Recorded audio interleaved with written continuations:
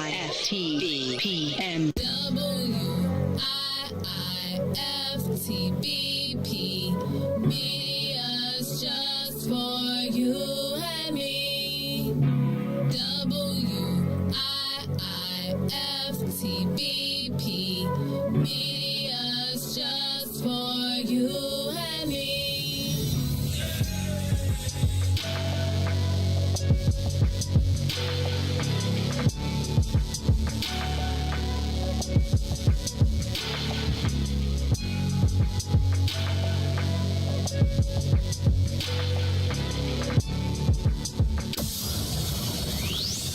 Shop at Black-owned and operated Solo Beauty, where you are appreciated and respected. Located at 8158 South Cottage Grove, Solo Beauty can supply all of your black hair care needs. Solo Beauty is open from 11 a.m. to 8 p.m., Tuesday through Saturday. Jackson. If you could make up a social media holiday, what would it be? Randy said National Don't Let No One Put You Down Day. No one. What you gonna do? So when they say something crazy, you slap them? Be like me said. Randy said a Juke-a-thon Day. Man, we about 60 years old. I be done had a heart You gotta get your heart rate up. Okay, not that far. All right, Mario said my favorite one. My friends and I do what we call National Call Off from Work Day. As a business owner, I don't. You don't like that? Yeah. I don't like that one. Because I'm the boss of this thing. We got Marcus Garvey Day from Remy too. Oh, Marcus Garvey Day. All right, what will we do on Marcus Garvey Day? Call off from work. I'm going to need you to go ahead and come in tomorrow. That would be great. Okay? Yeah, right. Every black holiday has something to do with calling off from work. You're cool. I'm out. How about National Join a Positive Black Organization Day? Because I don't want to be recruited. I don't want to be recruited and the brothers be like, thank you. Thank you. How about National Tell White People the Truth Day? Tell them how you really feel. You can't handle the truth. Why don't we call that National Black People Get Locked Up Day? I'm going to tell them there's an African-American man threatening my life. Hello. The most dangerous show in the morning.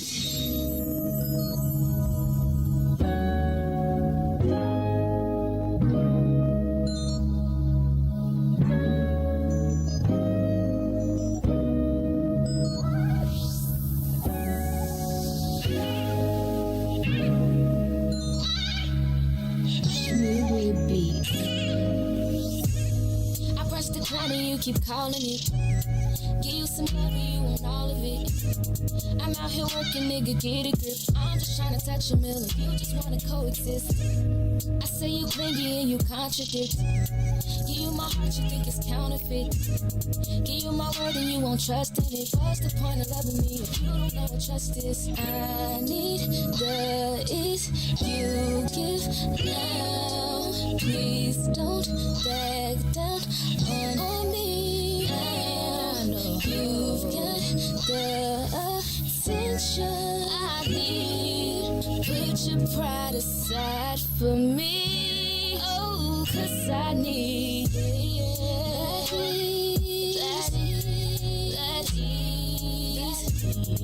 that ease. Put your pride aside for me. That ease. While I'm out trying to get that ease. Know that I need that ease. Put your pride aside for me, baby. You're insecure, it's driving me crazy. I'm trying to get it and you keep on saying you know my love is never enough. I put up with you for too long, now I'm over it. You want affection, I need money, I'ma call it quits. That is, that is, that is. Put your pride aside for me. That is, while I'm trying to get it, need it. That is, put your pride aside for me. Put it aside, put it aside, put it aside, put it aside, put it aside. Put your pride aside, put it aside. On me. Put your pride aside for me.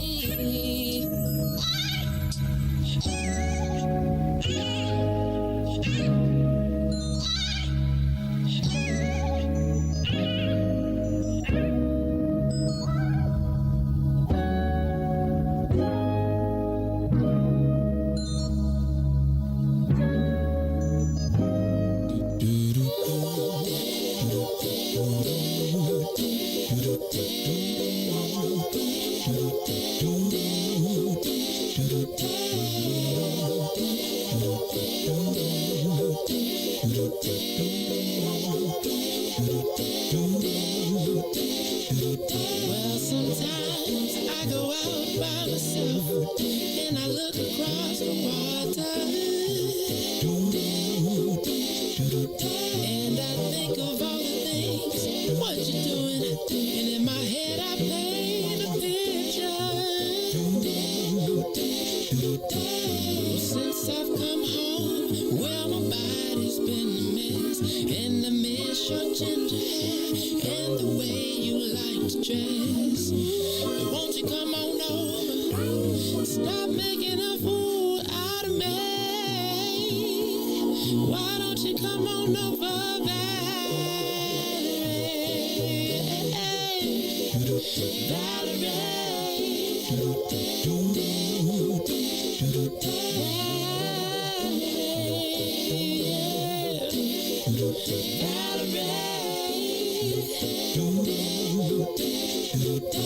Did you have to go to jail? Put your house on up for sale? Did you get a good lawyer? I hope you didn't catch a tan. I hope you find the right man who'll fix it for you. And are you shopping anywhere? Change the color of your hair. Are you busy? And did you have to pay this fine that you've been dodging all the time? Are you still dizzy? Since I've come home, well, my body's been a mess, and I miss your ginger hair and the way you like to dress. Won't you come on over? Oh, stop making a fool out of me. Why don't you come on over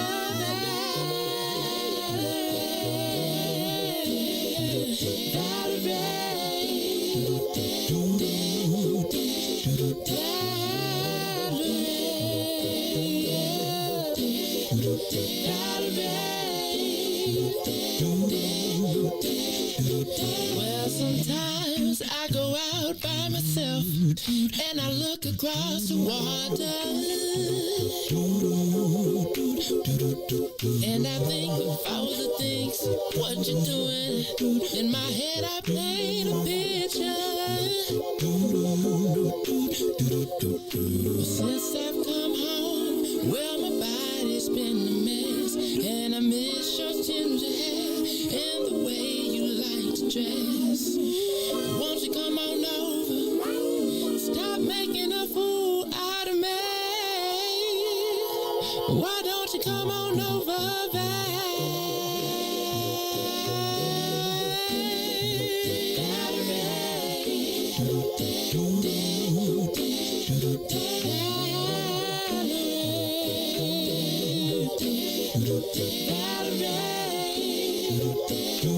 Why don't you come on over,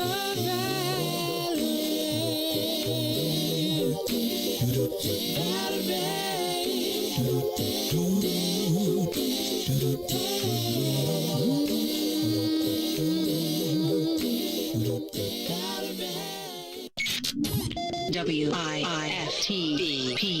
You are listening to the most dangerous show in the morning. This is What's in It for the Black People Radio. Maze Jackson. Maze Jackson, the most vociferous advocate for black people in the world.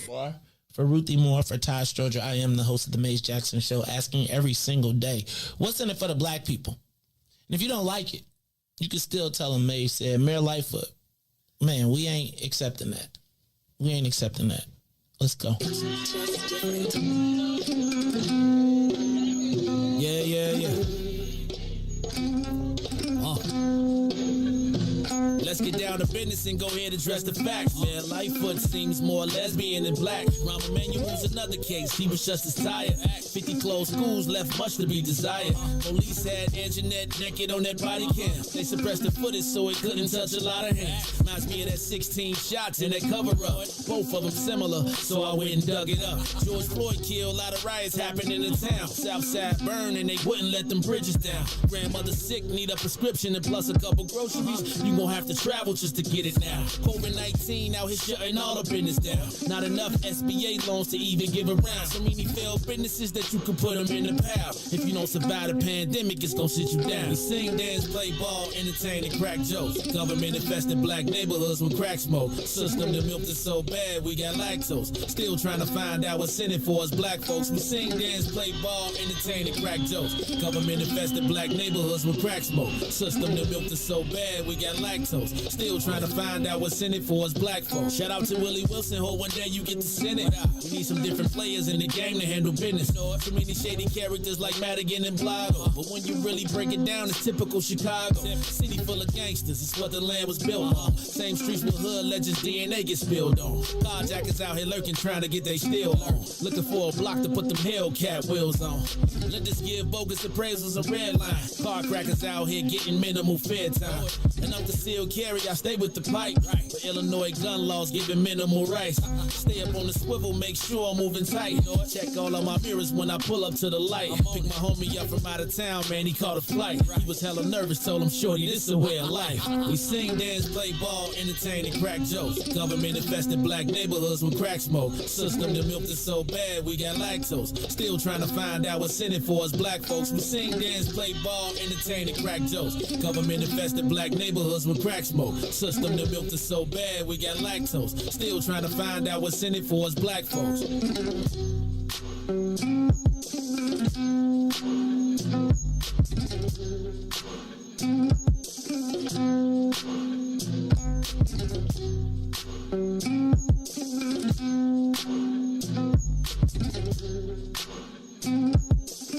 Wake up, Chicago! Wake up, world. This is the Maze Jackson Show. I'm your host, Maze Jackson. I got Cool Breeze in the building today. Ruthie Moore came in with the Rebel Without a Pause outfit. She's looking like, I don't want to say, I can't say the black Janice Dean. Maze, you know, I got on a jean jacket. Huh? A jean jacket. Ruthie. But you got the pants to match, right? All you need is some boots. Let me see. Oh, you rocking the shoes. Yep. I'm gonna tell you, get you some boots. You not. Let me ask a question. Y'all ever would you wear cowboy boots? Yeah, I would. I would too. I want a pair of cowboy boots too. I'm from the South. That's what they call the kickers. Is that what they call the kickers? Would you wear like the fancy cowboy boots or the ones you get off in? I'm gonna wear the Mexican ones. Like them authentic. I want the ones with the ostrich, with the. Oh, you fancy. I want you ever seen, like, I want the Mexican cartel boots. Like the dudes in the cartel. You ever seen them movies? Like when the dudes from the cartels get out and their boots come out, they be like, you see them boots, if it's past leather, you know you dead. They killing you. They be, like, I want the cartel boots, except I don't want nobody from the cartel calling me up. So I'm gonna leave that alone because we already on the list. Yeah, Ruthie. Hold on. You know, I ain't never said I don't believe in a black man coalition. Let it pop off. I'm over there. Cause they gonna be tooled up and ready. Yo habla español un pequeño. Poquito. I could say a little bit. See? El baño. Oh, I can get around. I can get around. See, but that's because you a world traveler. See, no, it's because I took Spanish in school. I took Spanish in school too. The only thing I learned was cierra la boca. What's that? Shut your mouth. Oh. We just say cállate. That too. Yeah. Cállate. Cierra la boca. Man, Miss Graziano. I had a Italian Spanish teacher. I had a white man, Mr. Ramanga. Ruthie, did you ever have a black teacher? Yep. In what grade? Not in college. I literally remember every grade. I do too. 3rd grade.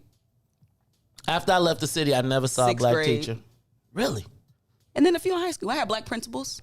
What? That's why I became a member of Delta Sigma Theta, because I had a lot of teachers and a principal that were Deltas. Really? You know what? I thought it said AEO. I didn't know what it was saying. Man, so how about this? That is so dope that you did that. Did you look at the paper already?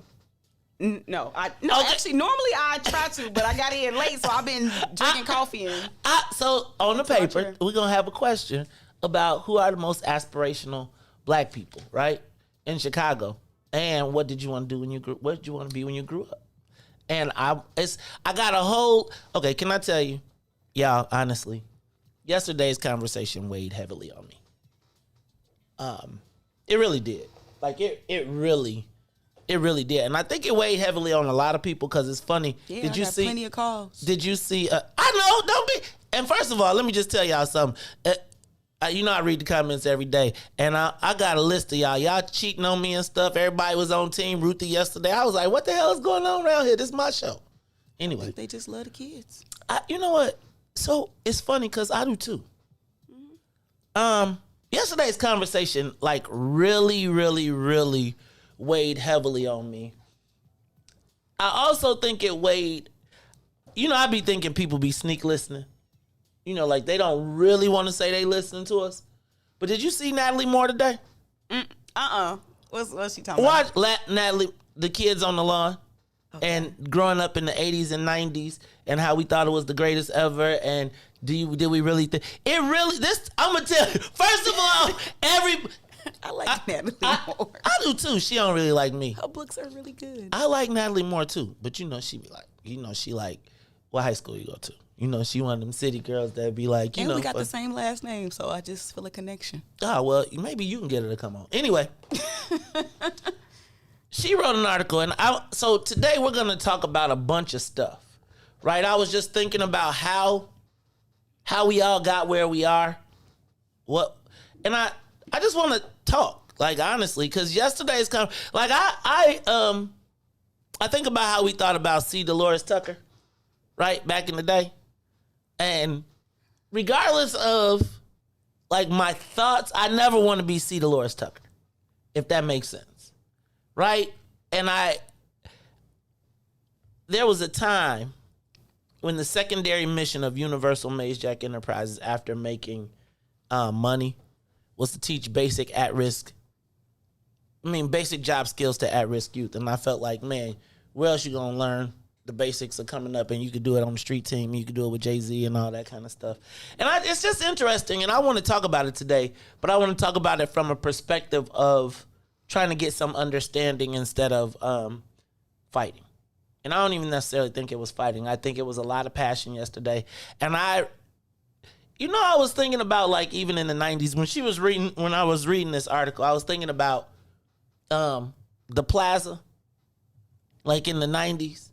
And there was a time where, it's a lot to talk about. So I think this is going to be a great conversation today. So y'all stay tuned because I think we're going to get some nostalgia in the mix as well as some reality. And then I want to like do some listening and some hearing and then talk about even the benefit of having the wisdom of years to look back. But how do you share that properly? So we're going to talk about it all today. Ruthie is in the building. I said what's up to her. What's up to you, Reese the Ruler? How you feeling, man? Blessed by the best. You already know the rest. No, I don't. What's the rest? That's it. Yeah, remember what that made me think of, Ruthie? Remember that time? You know how it's be like, rule number 1. And somebody like, all right, well, what's number 2? Like, blessed by the rest. You already know the rest. No, I don't. Tell me. All right, that's DJ Reese the Ruler. He is in the building as well. Reese, I see you got your happy shirt on. You making some money today? This must be double duty day. You Cash about to get rule that everything around me. See, that's the problem. Dang. No, don't be a cap. No cash ruling. His happiness can't be bought. He got a date. No, he ain't got a date. He got a date with a truck and some people. And let me tell you, I don't know, man. Hey, did y'all? You know what, Ruthie? Did I ask you? Did you want to go see the Lil Fest? After you couldn't pronounce them names on there, I said, ain't no Lil hope. Ain't no Yachty. hope for me knowing who's gonna be there. It's Lyrical Lil, Lemonade. huh? Talking about that one?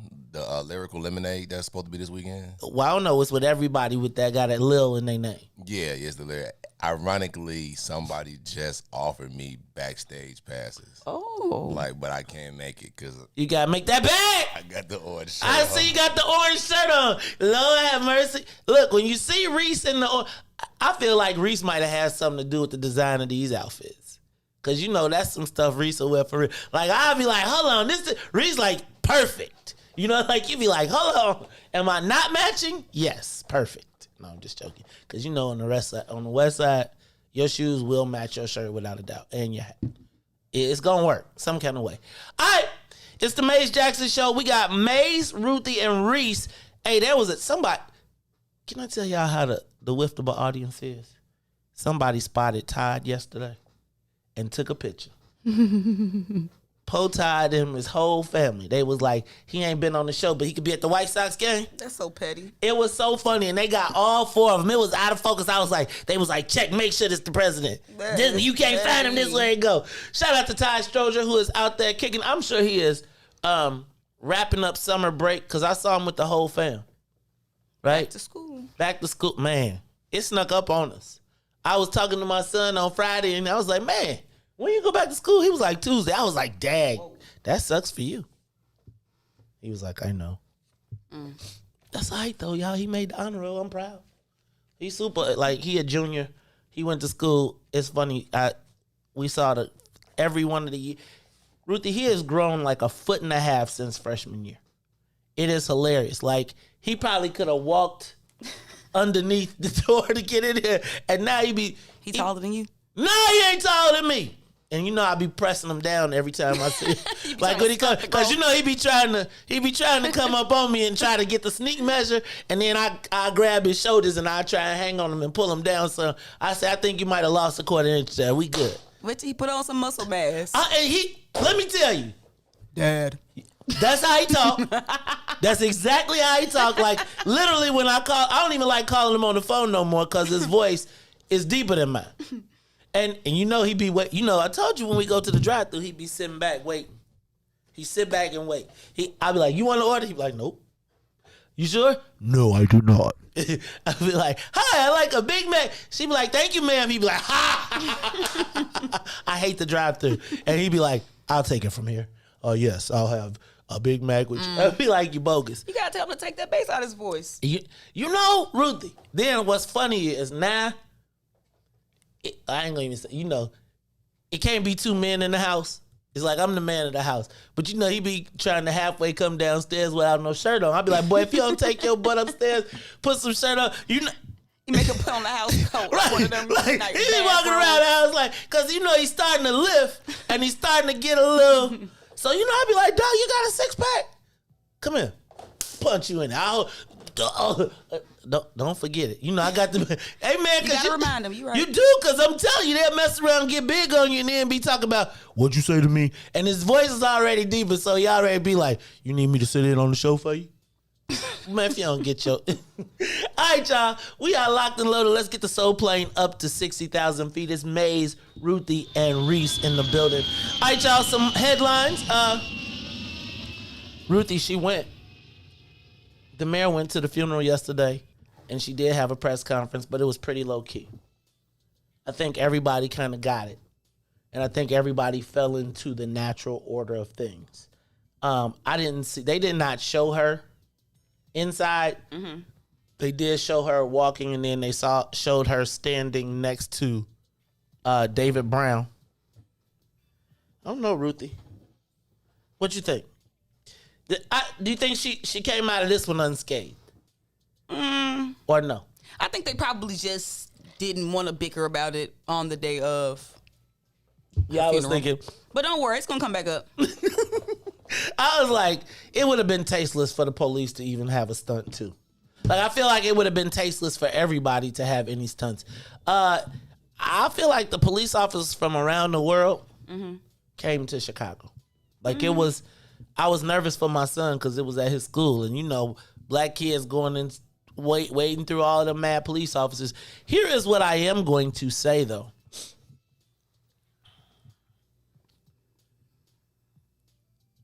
The Officer French murder and subsequent police response from around the country may serve as the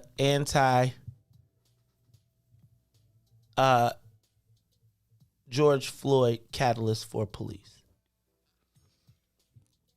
In that, the police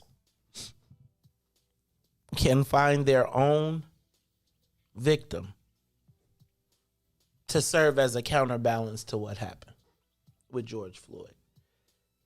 And I'm going to tell you, just watching the number of police that came from all over the country, I almost felt like it, I don't want to say it was not a battle cry, but one of those pivotal moments where, you know how the pendulum has shifted to the hands of the people. Mm-hmm. I feel like the pendulum is going to, I'm not going to say the people are going to back down, but I think it's going to embolden the politicians go backwards. I doubt it. You doubt it? Yeah, I doubt it. Talk to me. It'll probably, it's going to be something else the police do. It's going to be another video that get released about something, somebody kicking somebody in the head, somebody doing something. And so there's always going to be I think more examples of police brutality. You know, when I hear them say our hands are tied, that's what I'm talking about, really. Like, I think they're going to be doing that, and they're going to be using that. I need to get home. We were scared. Well, Officer French. Well, kind of what I'm hearing is that this is bringing renewed focus to re-envisioning how the police function. Are police necessary for things like enforcing a expired sticker, or should police be focusing on solving the violent terroristic crimes in our communities just as quickly as they found these shooters and the girl they was looking for? Put some of them same energies, that same resources into solving some of these crimes in our communities. Yeah. Y'all doing traffic stops. I'm with you on that. Y'all writing tickets. We just saw the mayor, in the face of this, give him $150 million more dollars. So I think I get I feel like it's emboldened the activist side, but I do feel like on the police side, they're going to leverage this moment. I think they're going to leverage the victimization.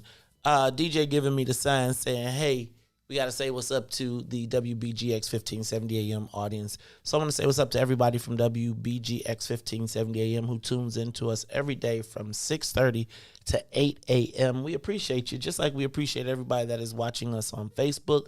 live, YouTube, Twitter, and Twitch. You can go to the Maze Jackson channel or Maze Jackson page or WIIFTBP Media. Hit one of those keywords and you will find us, and you can join the conversation if you want to listen or if you want to watch. We got it all for you, audio and visual. All right, y'all. Reese, did we get the plane up? Let's get this. We did already? Oh, is that why them people look so little down there? All right, let's take a quick break and we'll be back after these messages. The Maze Jackson Show. The Maze Jackson Show will be back after this break. WIIFTBP. Broken screen? Crash system? Are you in need of spyware or virus removal from your computer?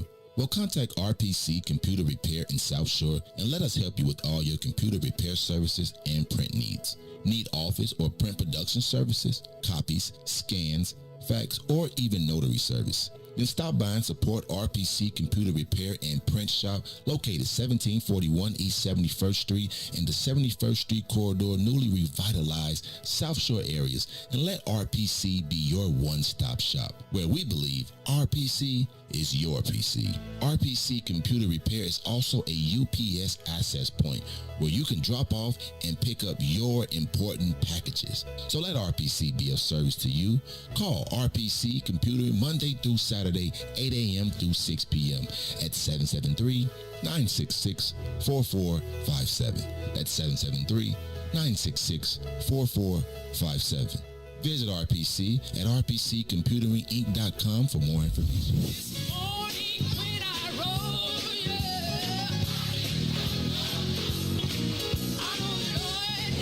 Church Chicago's Power Hour. I'm your host, Angie Mims, and Terrence Keys, TD, a.k.a. Terrence Daniels.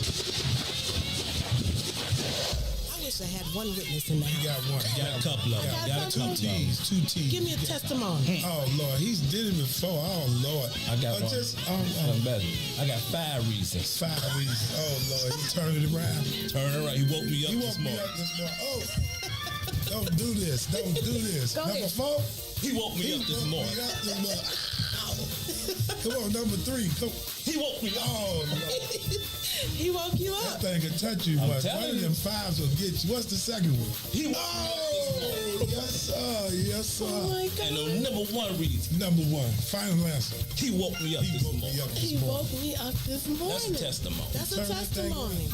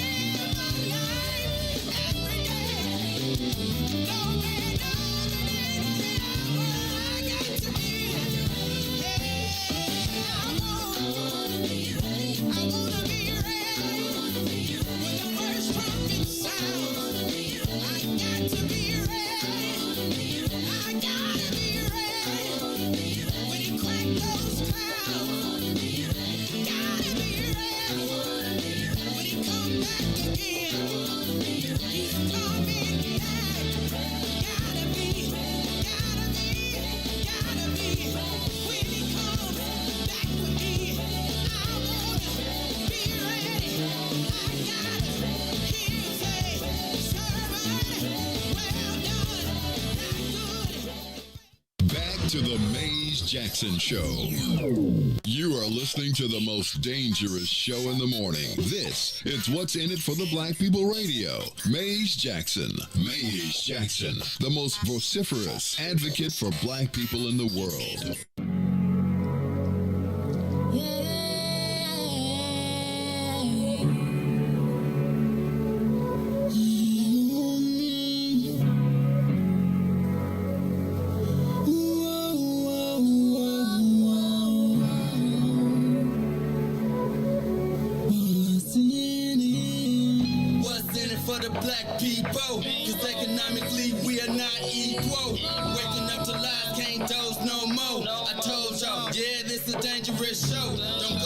Church if you ain't trying to help us. Don't even try to be around and can't protect us. We see the lies now other politicians. We need money and no symbolism. It's Maze, it's Sonia, and Ruthie and Todd, explaining how we all come from God, giving us tools to beat the odds. If we united, our movement gon' stop. If they ain't trying to help us, they ain't trying to do nothing. We gotta do something, we gotta stop running.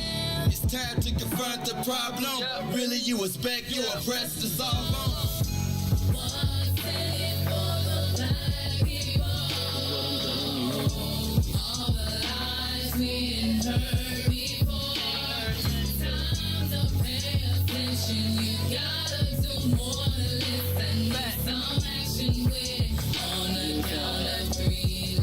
Wake up, Chicago! Wake up, world. This is the Maze Jackson Show. I'm your host, Maze Jackson. Got my co-host, Ruthie. I can't even say it no more. Ruthie Moore. Dang, I got to come up with that was flowing, boy. That one was a good one. You like curse words. Just let them roll. Y'all don't even remember. Do you remember that song, Curse Words by Too Short? Mm-mm. Oh. I only know Blow the Whistle. And now somebody done stole that. Oh, they remaking everything. Y'all. Dag nabbit, y'all. That is Dag millennials done stole everything. Can't make nothing new. Every show y'all got, hey, first of all, I just gotta say this one more time. I'm so scared of Lee Daniels remaking Wonder Years, and I know Wonder Years was the white people's show but good God, I please just hope he don't make. He doing like a black version of it or something? Yes. I used to like the Wonder Years. Everybody liked the Wonder Years. It's you know what, y'all should have came to my house when I used to have these karaoke parties. There was this white boy named Bill McConnell who would come to the parties all the time. Now, first of all, how Bill found his way to my house and became a regular, I will never in a million years know. But he would say, "What would you do if I sang you?" And he would sing, and the whole house would be singing the white boy version of that. I would sing out of key, and everybody would be like, yeah. You know, I might have to pull up a video. I might have to let y'all see. It was, when he did it the first time too, Ruthie? When I invented the crab boil. Oh. He did it at the first crab boil in Illinois. On the table, we spread the food on the table. I'm telling you, it's how you're going to believe me one day. All right, y'all. I was somewhere yesterday, and I was like, can I tell y'all what? So last night, shout out to my man, Alderman Burnett. He had his 58th birthday party. Ooh. Actually, and I didn't even say shout out to him on his birthday, which was Tuesday. But he had his 58th birthday party yesterday, and while I was there, I ran into Side from Psychodrama. I don't know if y'all remember last week when we played Magic, but I ran into him and he was like, "Hey man, thank you for being one of the few people that continue to support us after." I was like, how coincidental. Can I get you to record that? Because they won't believe me. No, I'm just joking. All right, y'all. But shout out to my man Alderman Burnett. They had a roaring 20s party last night. You know how people have like the parties and they get all dressed up and then you feel like a lame because you didn't dress up? You didn't? I kind of did. Man. I mean, I felt like Ruthie. It's Thursday. You know what it's like to try and get a easy, roaring it's 20s? It's easy for men to It is dress not. up. Not roaring 20s. All you need is a white shirt and one of them little things that go around your collar. You know, and a hat. Thanks, Ruthie. You're a little late. I appreciate that. I feel like it's easy for men to dress up in like most. You could just put on a suit and be like, I got a suit and a hat. It's just about all you need is just the accessories that make it, Yeah, but where do you get the accessories? Amazon. The party's Ruthie, it's so close to Halloween. You need to go your little cigarette. That's what Darlena had. She had like a cigarette in one of them things. Yeah. And Carrie had on pearls. Okay, I'm gonna tell y'all this too. Some feathers. Can I tell you, yesterday we went to the party and so do you take it? Should I take it as a flattery when dudes be like, "Excuse me, could you step out the way because I want to take a picture with your fine ass wife"? Should I take that offensively? They was like, "You're securing yourself, right?" I was like, "When it compares to you, yeah." Do they say excuse me? Do they at least you say excuse me? Yeah. Okay. I mean, no, they don't do it disrespectful. They do it like, now really what it is what they really want. I know what it is. It's like, like when the girl come, but I do be like, hey, well, I'm not going to tell you. Do they ask you to take the picture? A Negro did ask me to take the picture yesterday. He probably got my thumb on it too. I tell you, usually when people ask me to take pictures, they be like, I be click, click, click. I have a whole selfie photo shoot on them. They go back to their phone. They be like, did this nigga? That's why you got to look at it right then and there. I be like, when somebody tell me, can you take it another one? I be like, hell no. That ain't right, man. Ruthie, I was like, you should hire a photographer then. You need right. Ruthie. You should at least let them look at it to see if it look okay. No. Not doing that. I don't like taking pictures. And you know who I hate taking pictures for? Carrie. I do. Because it'd be like, let me see it. No, I'll do it again. Let me see it again. You know what might be helpful? If you just looked at a quick YouTube video about how to take pictures on your iPhone. How about I do this? Because it's about angles. How about you get your staff to do it? How about that? That's what I feel like. Because I'd be like, I wasn't good. You shouldn't have asked me in the first place. She will definitely, and look, and this is what she'll do. She'll be, she'll be opening it up, turning it around. I'd be like, you want me to take another one? Sure, I will. Oh, and should I hold the purse too? Okay, no problem. You are such a gentleman. It's hard work out here being a man of enlightened man. It was much easier when y'all just stayed in the kitchen. No shoes. Mate. I'm just telling you, could have been easier. R. Kelly trial continues. I want to talk about I just want to say something about R. Kelly because it's yesterday. People was like, Elvis. And for me personally, right? I chose to not listen to R. Kelly because I knew people personally involved, right? And I felt like it was tough to know that somebody would do that. Like what white people do does not affect how I feel we treat each other. Exactly. And I'm not, the white people's standard of treatment of black people or of themselves is not the standard by which I want to measure my standards amongst black folks. They done always screwed us over. And we don't, what's good for white folks is really generally not good for black people. So, except for money. So, with that in mind, I'm not judging you for what you do. But I think it's very easy for us to compartmentalize certain things and be like, it wasn't me. It ain't I. So, that's all. Elvis wasn't no hero to me. So, it's Neither like... was Jerry, who's somebody Lewis. Jerry Lee Lewis. So, them people telling me that we did something that they did, yeah, no, I don't really care. Because he also stole all our music, too. All right! I'm glad people feel uncomfortable listening to R. Kelly in public. Keep that in your house. Put that in your headphones. Anybody trying to hear that?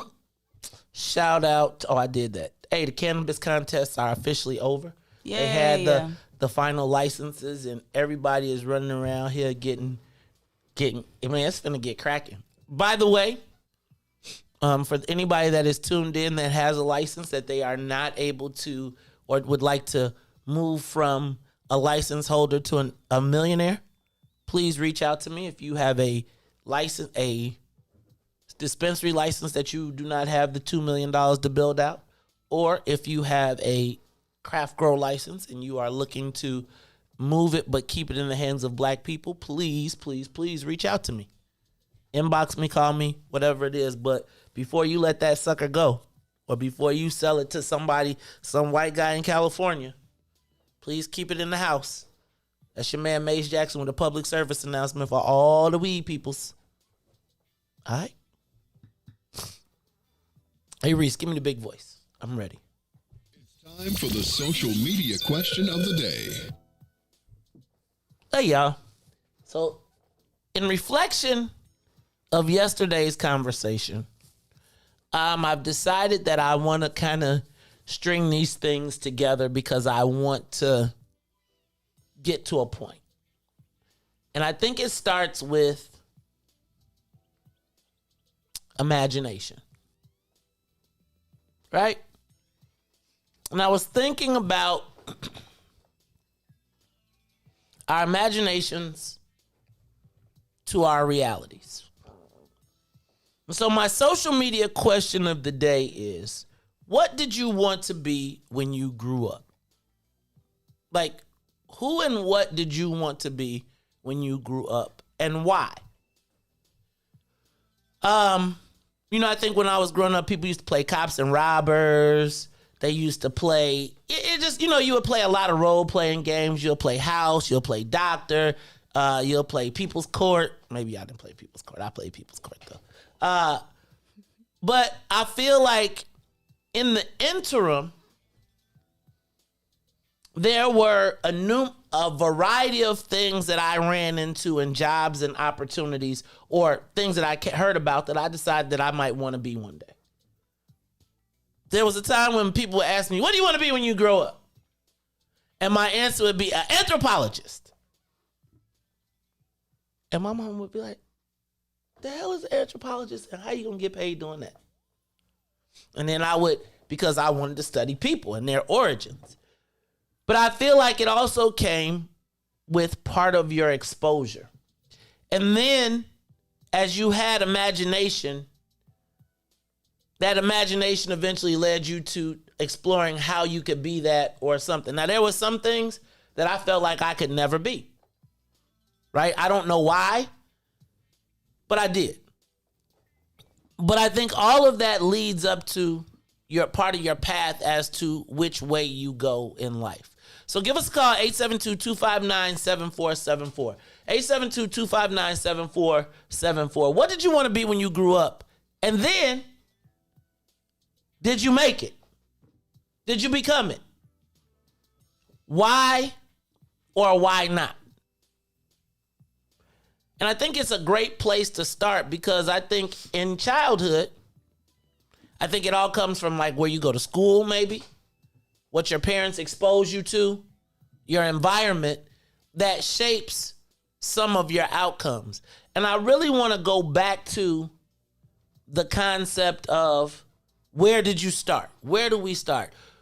When I think in but like probably by the time I was 15, I decided that I wanted to be a lawyer. And I'll tell you that my drivers for being a lawyer seem to be money and power. Right? Now, the money, I used to think every lawyer made $500 an hour, and I was like, good Lord, if I make $500 an hour, can't nobody tell me nothing. I could do anything, I could build anything, I could do whatever I want. So I felt like it would give me financial freedom, but also power from the standpoint of being able to, and I don't think I ever wanted to be a defense attorney unless it was like not criminal defense. I wanted to be like corporate defense. Right? Because I felt like it put me in proximity to power and made people want to owe me. And I also thought that that title would give me respect in the world. History major, went to the University of Illinois, Urbana-Champaign, got distracted, never made it to my dream. I would tell you today, even as people say, man, you did good, Jubal, I still feel like, dang, for all the stuff that I've had the opportunity to do and everything, I never accomplished that dream. Now, I made alternative plans, and in the process, I took a lot of different roads and a lot of distractions. But I do think that I kind of got somewhere within the realm of where I eventually wanted to be. But how did that even form? Ruthie, what you want to do when you grew up? Work with young people. Did you do it? Of course. I mean, I'm gonna let you tell the people. Yeah. How did it give you what made you want to work with young people? That's a good question. I think because it was just a passion. I wanted to be a teacher. But mostly I wanted to work with like black young people.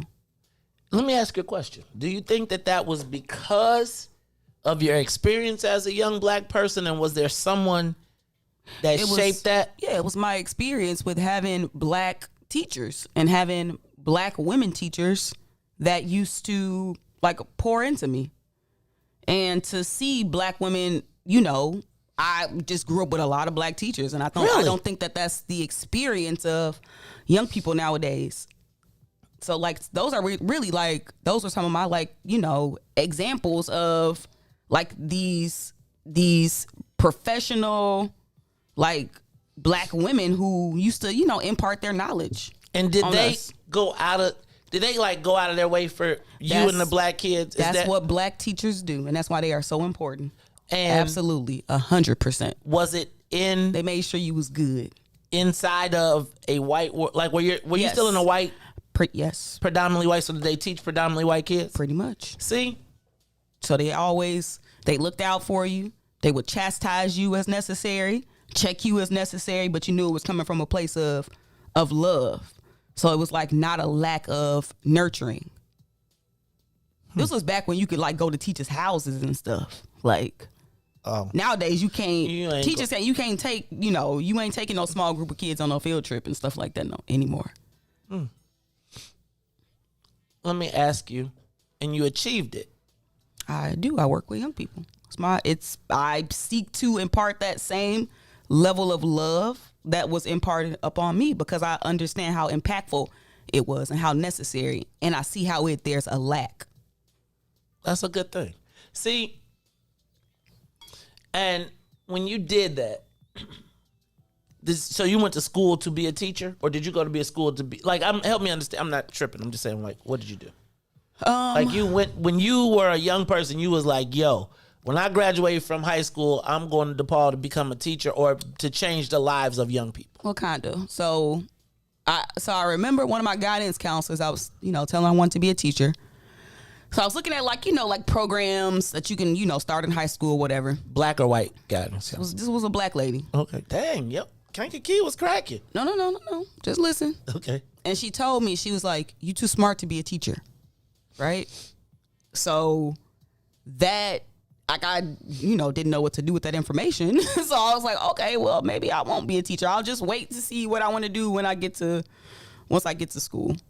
So when I got to school, I, you know, decided I did not want to be a teacher, but I still wanted to work with young people just because I didn't really like anywho, I got issues with the education system, but so I decided. Was that always? Let me ask a question. Was your challenges with the education system based on you being a black girl in a white school system, or was it something else? Well, I couldn't necessarily name it at the time, but I've always just been just a rebel in the sense clearly. I remember in like 6th grade, like asking the teacher, like, why we ain't reading no books about black people? You know, like, so just having that awareness of my blackness, but not seeing it reflected back to me in the classroom.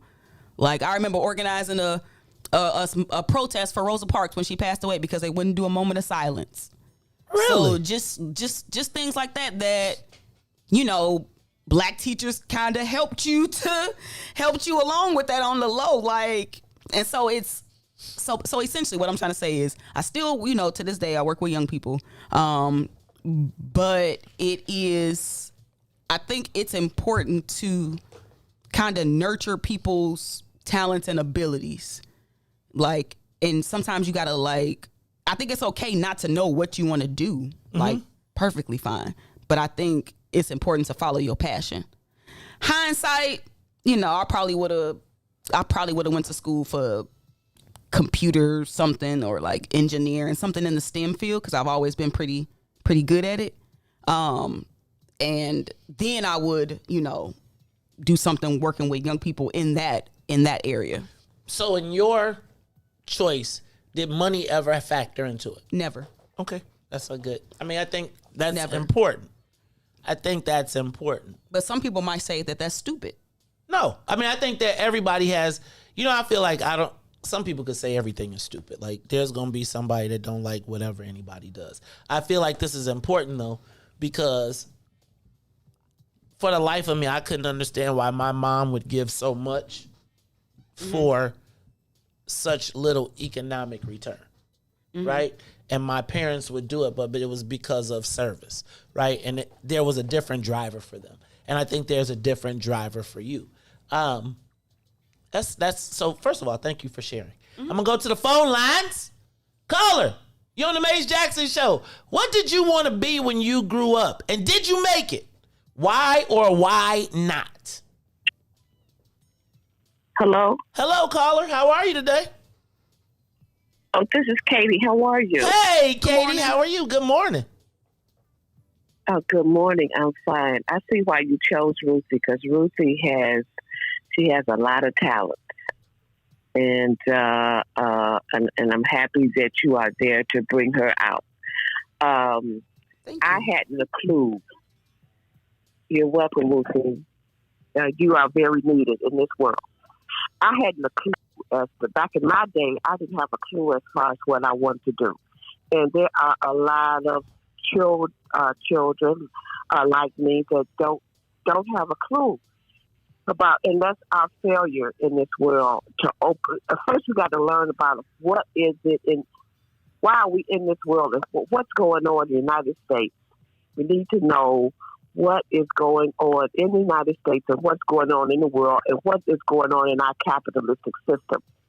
Unless we expose and teach our children about that, you know, they won't be able to recognize their talents and know what they want to do with their talents. And so, I back in my day, I think they told me that I needed to be. I had my characteristics was to be a stewardess, an airline stewardess. Did you become one? No, I became a pharmacist. You became a what? And, pharmacist. Oh, the good drugs. My cousin trying to find you right now. I became a pharmacist, and but you know, I went to you know, the teacher thing. I think when I was young, 16, 15, we had a training program back, and they should have that thing now where they put you in different fields where you could see what you introduce you to different fields to see what you wanted to do. But I knew I didn't want to be a teacher because I didn't have the patience for the children. But you know, but that was a learning experience to learn that, to know that. And so it's a lot of stuff that they've taken away from our people so that they don't give our people a chance to figure out what it is that they want to do, our children. And that's not fair. That makes me ballistic in my feelings about that. I'm Ruthie ballistic with that. We got a new term, Ruthie ballistic. Oh, yeah, write it down. Ruthie ballistic. I'm telling you, Ruthie was on fire yesterday. Yes, Ruthie was on fire. She's on fire every day. And so with our children, we need to expose them to what this capitalist system is and what's going on so they can figure it out. But somehow, because of the fact that they did put me in, give me opportunities to work in different fields, and I worked in the hospital and the pharmacy, and I had a person there that guided me through the process and nurtured my curiosity and a white person from Ukraine, an immigrant from Ukraine, not any black person, not an immigrant from Ukraine that saw features in a poor black girl that saw curiosity in me, and he nurtured me into the field. And so this needs to be done for all of our children, especially our black children, and that's how I made it. Thank you, Katie. And so that's what I got to say. I appreciate you. All right. Thank you. Thank you, Katie. Thank you for calling. So, y'all, we got some learnings in there. First, we got Ruthie Ballistic. We got I'm gonna have a button. Reese, we gonna find us a missile. And when you hit the button, the plane is gonna, we're gonna be like, Reese, fire the Ruthie Ballistics. And it's gonna be, we're gonna blow up stuff. Huh? I ain't that bad. Ruthie, it's not bad. It's passion. It's only with the young people. I don't really get passionate about. I mean, I'm normally pretty cool. I know Ruthie didn't even say bye to me yesterday, kind of, sort of. It was 9:05. You know I got to go to work. Nuh-uh. That was just an excuse. It was 9:05. Ruthie stomped up out later here. And later. You be trying to end this show. Hold on, Reese. You was trying to get it. Later and later. First it was first Maze had the clock wrong, y'all. So he could get an extra minute or two out of me. Then I noticed the clock. He changed the clock. I fixed it. At first it was 9:01 and 30 seconds. Then it became 9:02. Yesterday it was like 9:05. You know I got to drive back home. No, you don't. I made your office right there. I put you. You want me to get you? It's a green screen. I bought a green. My meetings I bought Ruthie a green screen. I ain't gonna be talking no more because we don't be here. We got you a green. We built Ruthie an office and everything. Sure. Hey y'all, it's the Maze Jackson Show. We'll be back after. Look, Reese like, you guys, you ready this time? It's the Maze Jackson Show. We'll be back after these messages. The Maze Jackson Show. We'll be back after this break. WIIFTBP. Introducing your trusted source for high-quality black emojis, better known as Blackmoji. We believe black is beautiful, and that beauty should be reflected in the digital market. Now there is an app that does just that, starting with Black Greek letter organizations. Blackmoji D9 offers more than an emoji app. It is a cultural experience of black excellence. Download the app in the Apple or Google Play Store to access a specially curated catalog of emojis representing the Divine Nine. Use the emojis to celebrate Black Greek events, acknowledge current events, support social causes, and learn about esteemed Black Greek members who blaze the trail of Black history. A portion of every subscription goes toward a scholarship fund specifically for members of Black Greek letter organizations to help keep the legacy alive. Download the Blackmoji app today. Hey y'all, this is Salim Muwakil from Muwakil's World. In case you missed the last discussion, this is what you missed. There was a time when there was a large-scale mythology that African people had no endurance. We were only good for sprinting. Right. And that was our forte. Other than that, we were useless in marathon races.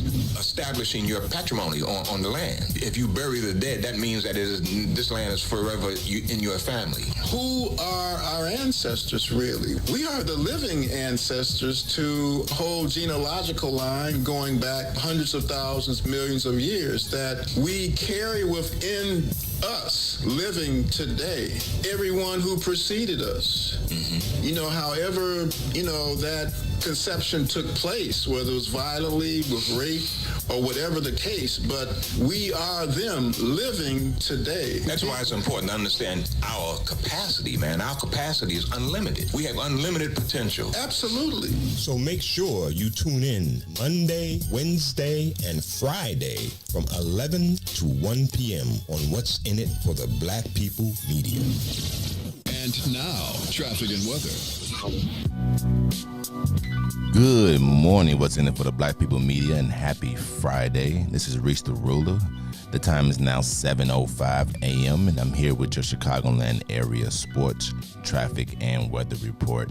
In sports, the Chicago White Sox hosted the Oakland A's, going for the 4-game sweep.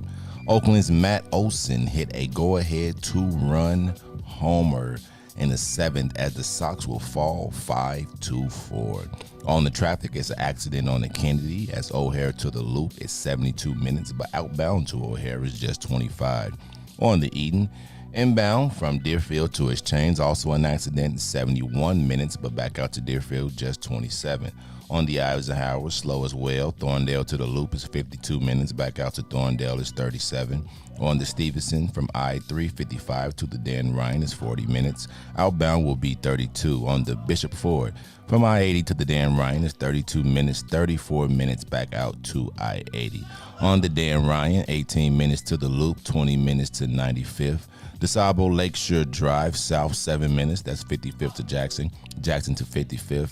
On the north side of things, Randolph to Bryn Mawr. Bryn Mawr to Randolph will be 8 minutes. Today's weather is currently 73, and today will be a high of 84 with a low of 72. I'm Reese the Ruler, and that was your Chicagoland area sports weather traffic update. Here's Dante with What About My Love.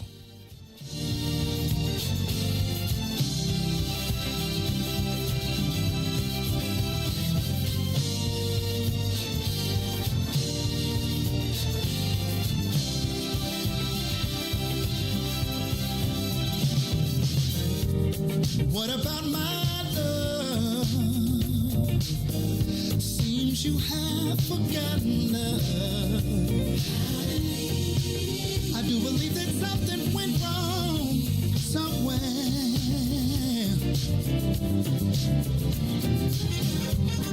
What about my feelings?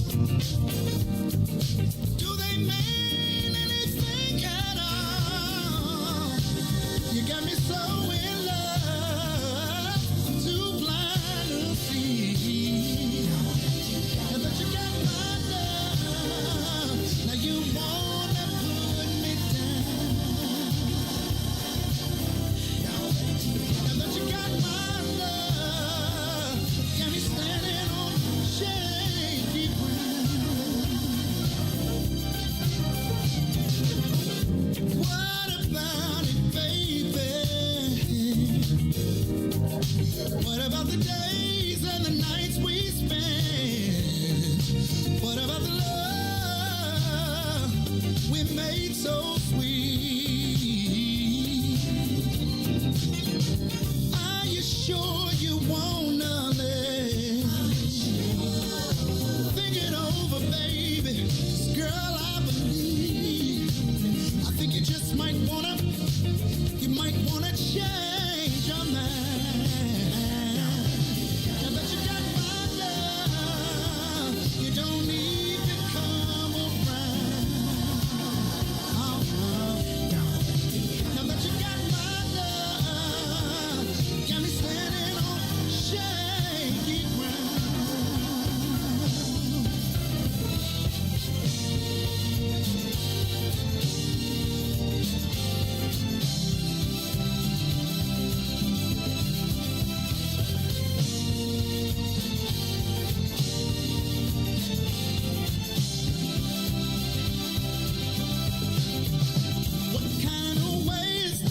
treat you, man.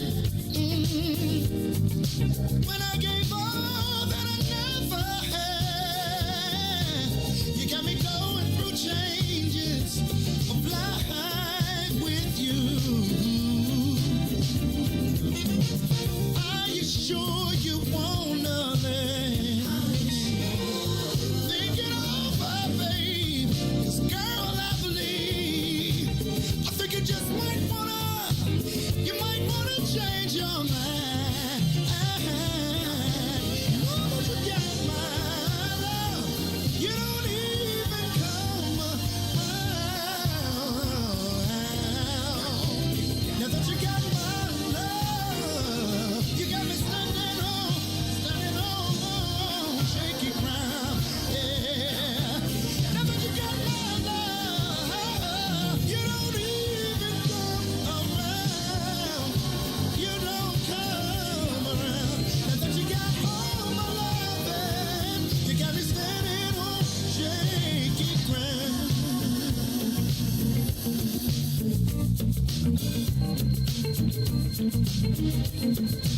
Put your hands together.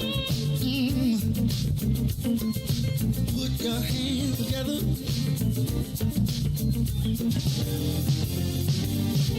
Before you leave out the door,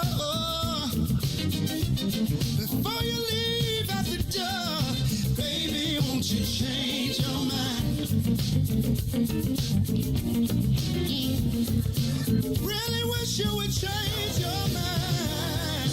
Now that you got my love, you don't even come around. Now that you got my love, you got me standing on shaky ground. Now that you got my love, you don't come around. Now that you got all my love, yeah, you got me standing on shaky ground.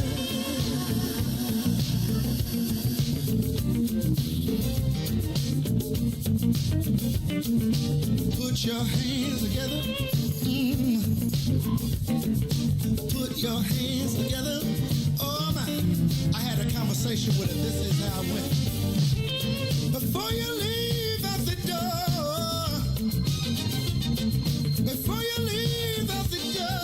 baby, won't you change your mind? Oh, Lord have mercy.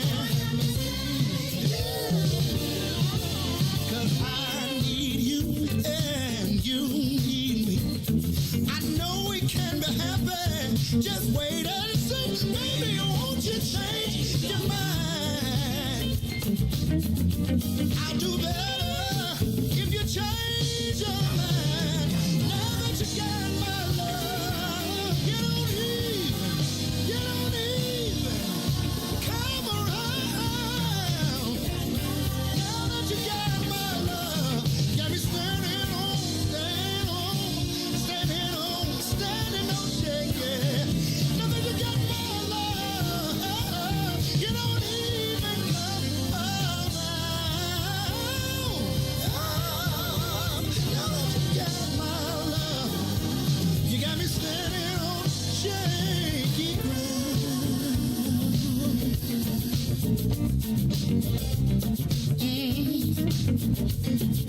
Baby, won't you change your mind? Baby, won't you change your mind? Oh no, I've been hoping, baby. I've been praying, baby. Yes, I have. Baby, won't you change your mind? Oh no.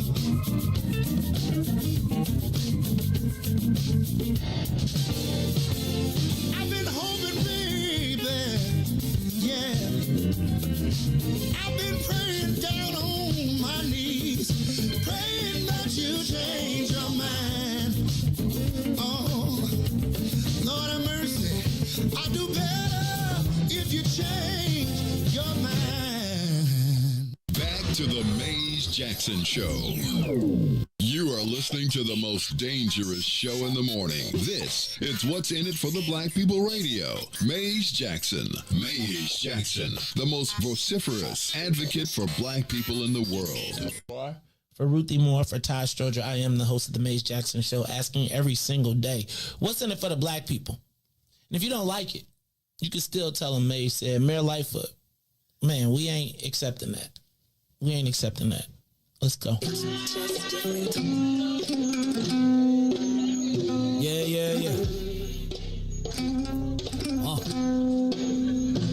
Let's get down to business and go ahead and address the facts, man. Lightfoot seems more lesbian than black. Rahm Emanuel's another case. He was just as tired. 50 closed schools left much to be desired. Police had Anjanette naked on that body cam. They suppressed the footage so it couldn't touch a lot of hands. Reminds me of that 16 shots in that cover-up. Both of them similar, so I went and dug it up. George Floyd killed, a lot of riots happened in the town. Southside burned and they wouldn't let them bridges down. Grandmother sick, need a prescription and plus a couple groceries. You gon' have to travel just to get it now. COVID-19 out here shutting all the business down. Not enough SBA loans to even give around. So many failed businesses that you can put them in the pile. If you don't survive the pandemic, it's gonna sit you down. We sing, dance, play ball, entertain, and crack jokes. Government infested black neighborhoods with crack smoke. System that milk is so bad, we got lactose. Still trying to find out what's in it for us black folks. We sing, dance, play ball, entertain, and crack jokes. Government infested black neighborhoods with crack smoke. System that milk is so bad, we got lactose. folks. Still trying to find out what's in it for us black folks. Shout out to Willie Wilson, hope one day you get to send it.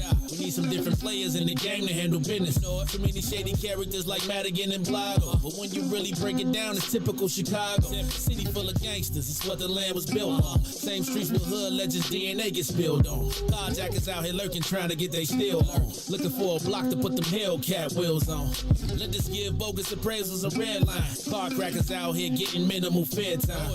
And I'm concealed carry, I stay with the pipe. But Illinois gun laws giving minimal rights. Stay up on the swivel, make sure I'm moving tight. Check all of my mirrors when I pull up to the light. Pick my homie up from out of town, man, he caught a flight. He was hella nervous, told him, shorty, this is a way of life. We sing, dance, play ball, entertain, and crack jokes. Government infested black neighborhoods with crack smoke. System that milked is so bad, we got lactose. Still trying to find out what's in it for us black folks. We sing, dance, play ball, entertain, and crack jokes. Government infested black neighborhoods with crack smoke. System that milked is so bad, we got lactose. Still trying to find out what's in it for us black folks.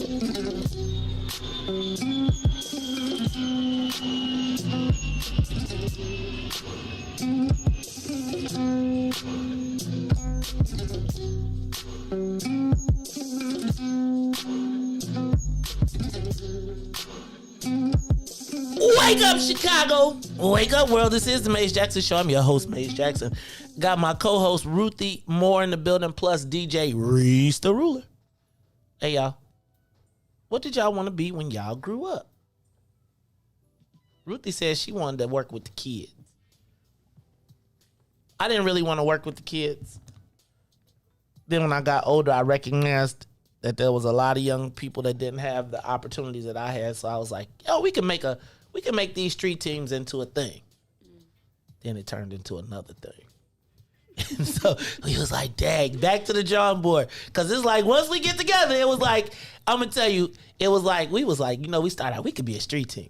Then we was like, one day, we was like, we could be a better team than that.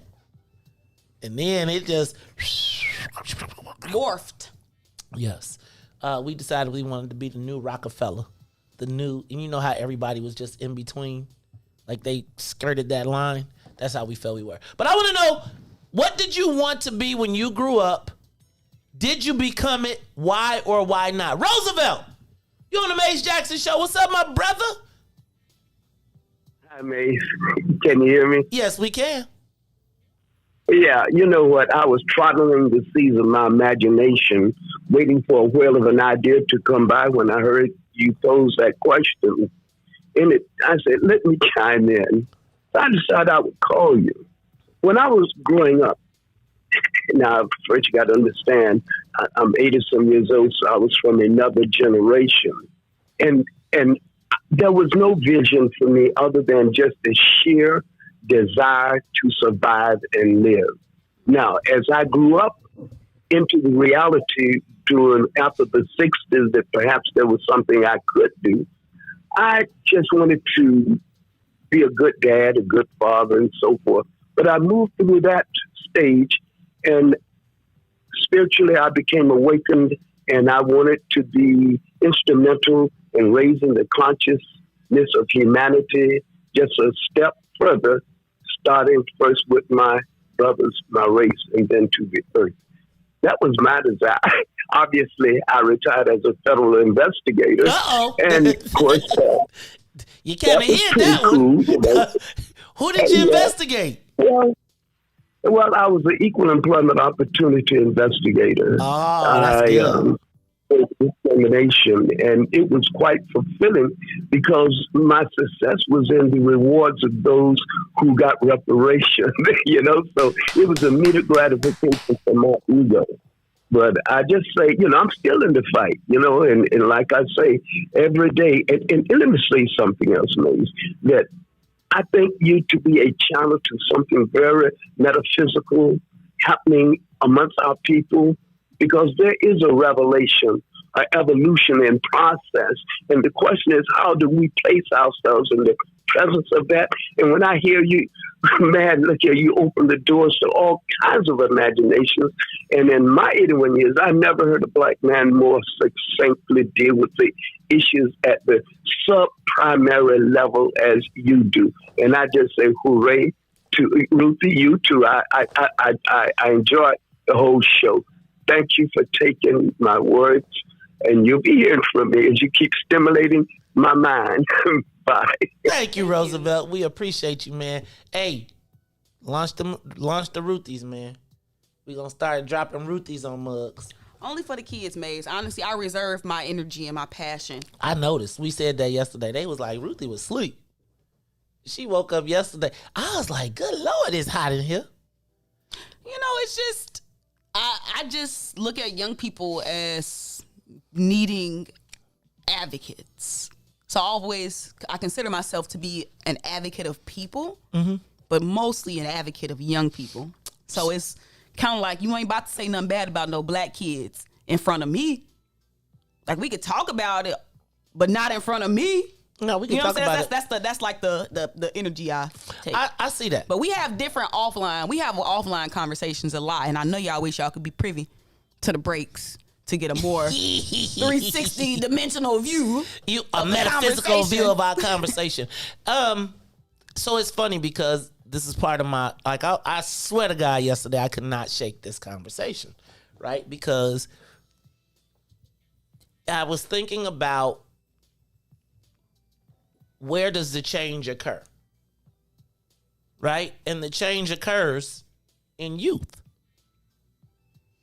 And it's almost like the things that we argued about and fought and wish we would have done but probably didn't do in the 90s, I'm watching them do it, and now I feel like I'm somewhere in the space of nervous because now I'm on the other side of the hill. And I'm like, whoa, I don't know if and I don't want to be the hindrance of progress. And then I also got to talk about the violence, which the Natalie Moore thing did a lot for me too. That article, because I just keep thinking about the 90s. Hey, yo, like in the 90s, we survived. Now, there was a lot of people that didn't. But it was also part of what forged us. And there always have been streets, and I just don't think we got the 50 round. We didn't have the 50 round drums, which is probably the 50 round drum and medical technology probably balance it out. But I want to, we're going to talk about that some more too. But who'd you want to be when you grew up? And did you get there? Because I actually think about, like, how many things that I didn't even know exist. I feel like I had a pretty good understanding of life and opportunities. And I never forget when I got to University of Illinois, and everybody like, what's your major? I said, I'm going to be a history major. And people go, I'll be engineering. And a dude said, I want to be an actuarial scientist. Mm-hmm. I was like, the hell is an actuarial scientist? I mean, he was confident. I was like, black people can't do that. And I was thinking, with all of my access to information and knowledge from Bolingbrook, because that was the greatest high school ever. Hold it. We ain't talking about you, K3. Just chill. Y'all got nice football field. We got nice everything. Thank you very much. Anyway, back to before I was so rudely interrupted. I was thinking about, where does a child from Parkway find out have the opportunity to explore his potential? And I'm going to talk about a little bit more when we go further into that, because I was thinking about capitalism. Do you think capitalism is a driver for our young people right now? I think so. I remember doing like career exploration stuff in school. And this was back when you had to have them. It was books, like them BLS books what I'm trying to say is that nowadays a lot of this stuff is like online. So it's kind of, career exploration is like easier than ever nowadays. If you know what to look for, though. If you have a phone and an internet connection. But Ruthie, this is where I'm going to. Mm-hmm. Your imagination. Mm-hmm. Right? And if your imagination doesn't say, like, it's so much stuff on Amazon that I'd be like, I didn't even know they did that.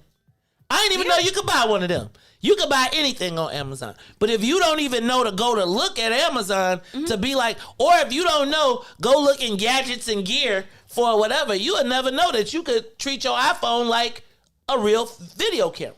And I think that's one of the challenges. Because I would be curious to know if you were to ask a lot of our young people who are in the life, what do they want to be when they grow up? I'm curious to know what that is and where do they see that example. Where did you? And like, did you? Because I know I got distracted on my path to becoming a lawyer. I kind of wound up, it was like the shoot for the moon and you always be in the stars.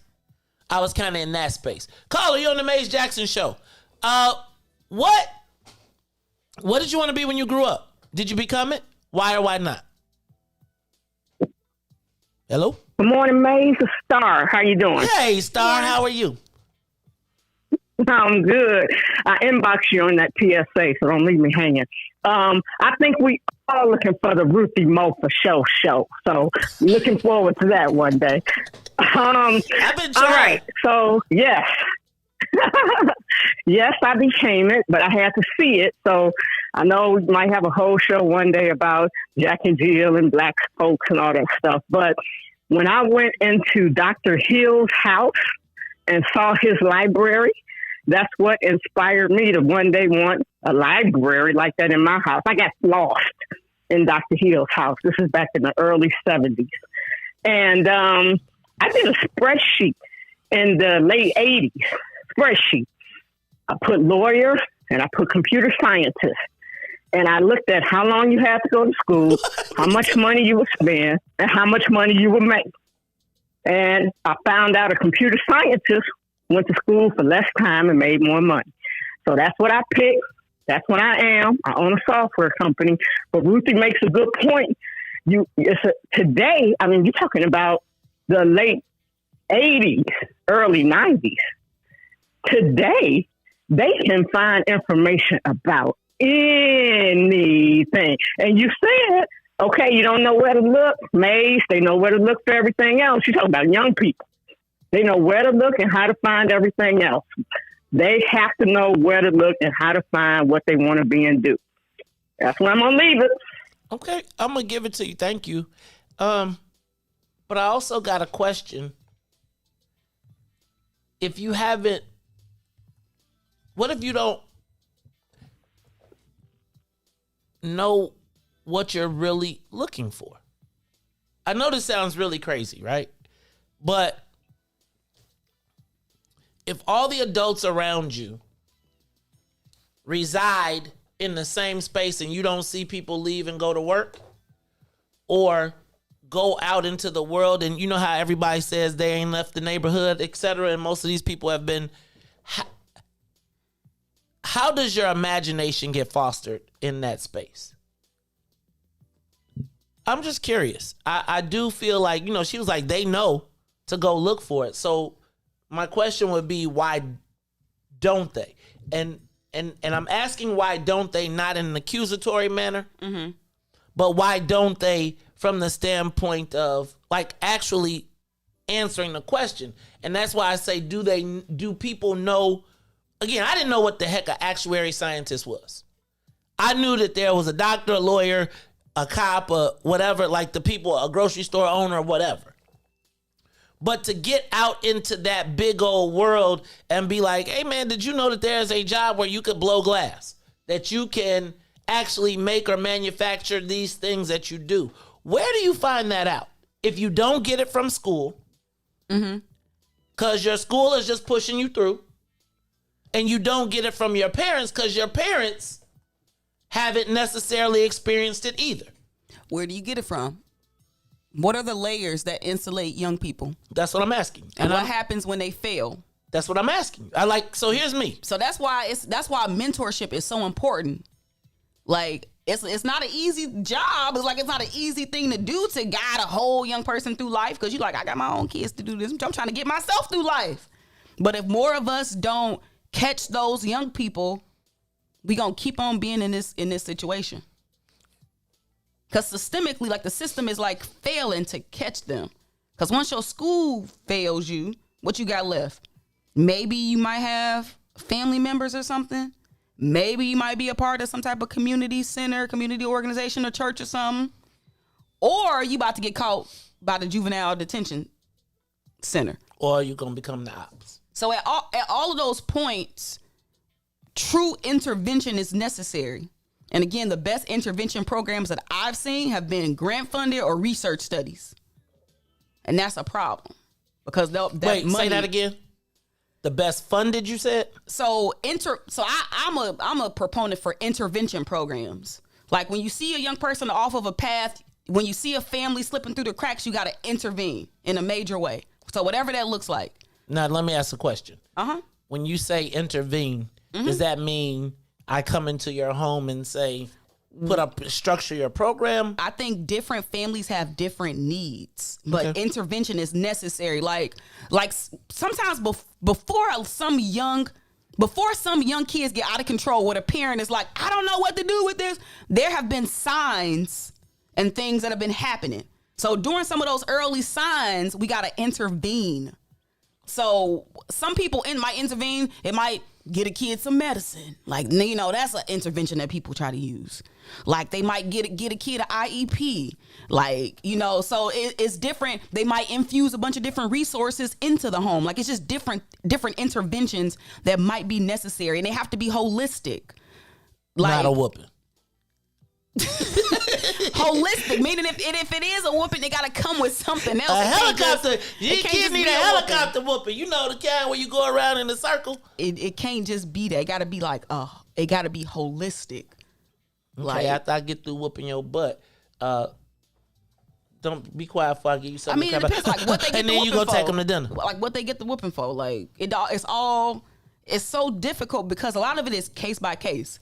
And if you already got overcrowded schools and overworked staff, sometimes those places where you catch young people fail them. And I can't necessarily blame the teachers, you know, I can't necessarily blame the guidance counselors who got a caseload of 50, like they can't necessarily do them specific touch points for this person and their family. Like it's not easy. So if we gonna put the resources in the school to be able to do that, then we gonna have to build the schools up to capacity. But again, you know how the saying go, how you send your kids to the enemy to be educated. And now we relying on the school system to fix these broken families. Is that necessarily right to put all that on the backs of the school systems and the teachers? Is that right? I don't know. But I just know that school is a touch point for a lot of young people. And that's where a lot of interventions happen. Because once you stop showing up for school, it's a process that happens. Whether that be you getting a phone call home, something happens. So school is such an important place. So if our schools are out of whack, and we know we send our kids to the schools for these interventions, for these meals, like we gotta get our schools together, or not. Let's maybe not focus on the schools. Maybe put them resources back in the homes. So now we literally are doing parental intervention. So let's back up. Do you think that there should be required parenting classes? That could be an intervention. Okay. We're going to talk about that a little bit later. I want to mix into this conversation. I got a question. Is there still dignity in work? Right? Is there still dignity in work? One of the things that I learned growing up was that there was dignity in a fair day's work for a fair day's pay. Now, what you call fair here and there, that could be debatable. But that matters, though. We're going to talk about it. Is there still dignity in work? Give us a call, 872-259-7474. We're going to take a quick break, plus some news, traffic, and weather from DJ Reese the Ruler. We'll be back with the Maze Jackson Show. The Maze Jackson Show. We'll be back after this break. WIIFTBP and WIIFTBP. Media's just for you and me. WIIFTBP. Media's just for you and me.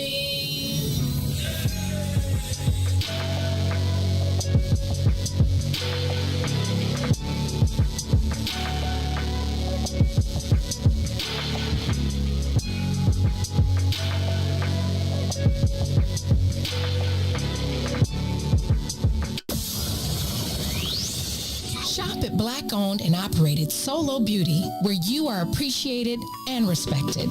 Located at 8158 South Cottage Grove, Solo Beauty can supply all of your black hair care needs. Solo Beauty is open from 11 a.m. to 8 p.m., Tuesday through Saturday. And now, traffic and weather. Good morning. What's in it for the Black People Media Radio? The time is now 7:35 a.m. and I'm Reese the Ruler with your Chicagoland area sports traffic and weather update. In sports, the Chicago White Sox hosted the Oakland A's for a 4-gamer. The Sox looking for a sweep as Oakland's Matt Olson will hit a go-ahead homer in the 7th and the Sox will fall 5-4. In traffic on the Kennedy, still an accident, so O'Hare to the Loop is 84 minutes. Outbound to O'Hare just 30. Still an accident on the Eden as well. That's inbound from Deerfield to Exchange is 81 minutes. Exchange to Deerfield will be 31. On the Eisenhower, Thorndale to the Loop is an hour. Back out to Thorndale is just 40 minutes. On the Stevenson, from I-355 to the Dan Ryan is 46 minutes. Outbound will be 35. On the Bishop Ford, from I-80 to the Dan Ryan is 33 minutes. 29 minutes back out to I-80. On the Dan Ryan, it's 18 minutes to the Loop and 16 minutes back to 95th. DuSable Lakeshore Drive is locked at 8 minutes always. That's 55th to Jackson, Jackson to 55th, as well as Randolph to Bryn Mawr and Bryn Mawr to Randolph. Today's weather, it is currently 75. And today will be a high of 84 and a low of 72. I'm Reese the Ruler, and that was your traffic, weather, and sports update. Now let's sit back and get addicted. We're slick. I mean, I know that you're here with me and everything, but since you just left a few hours ago, I've just been going crazy. And I done come to realize one thing.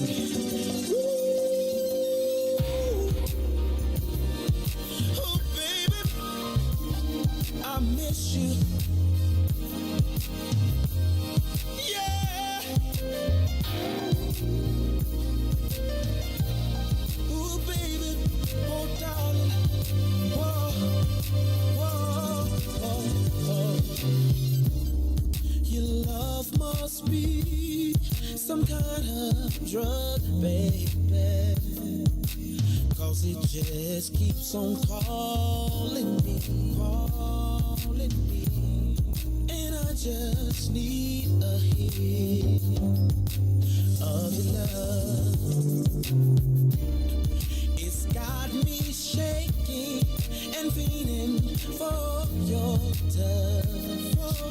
Baby, of you I can't get enough. It feels like I done OD'd on you, babe. I'm addicted for you. Can't stop loving, 'cause I can't get enough of you, babe. 'Cause I'm so addicted to you. This must be love. 'Cause I can't get enough of your loving. I'm so addicted for you. Can't stop loving. I need you right now, baby. 'Cause I'm so addicted to you. You're always on my mind, my mind, my mind, every day.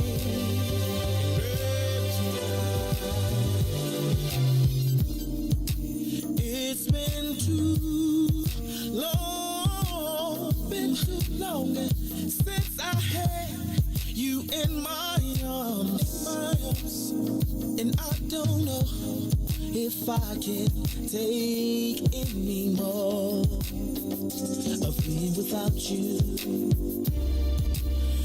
Even though it's only been an hour,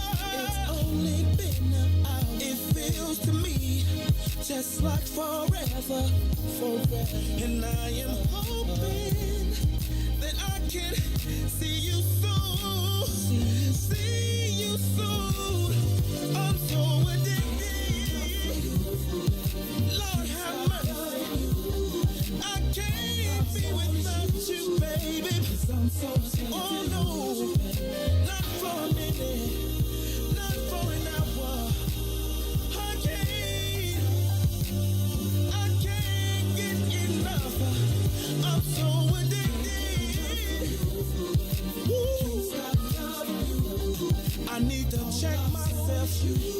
at some kind of rehab. 'Cause I need some help. Somebody help me, please. Please. Ooh. La la la la. I need to testify this evening. Oh Lord, have you ever loved somebody so much that you just can't get them off your mind? Oh, I'm so addicted. Oh Lord, 'cause I can't stop loving. You are tuned in to the Maze Jackson Show. Reese the Ruler think he the director of the show, man. Ruler? I mean, Reese the Ruler.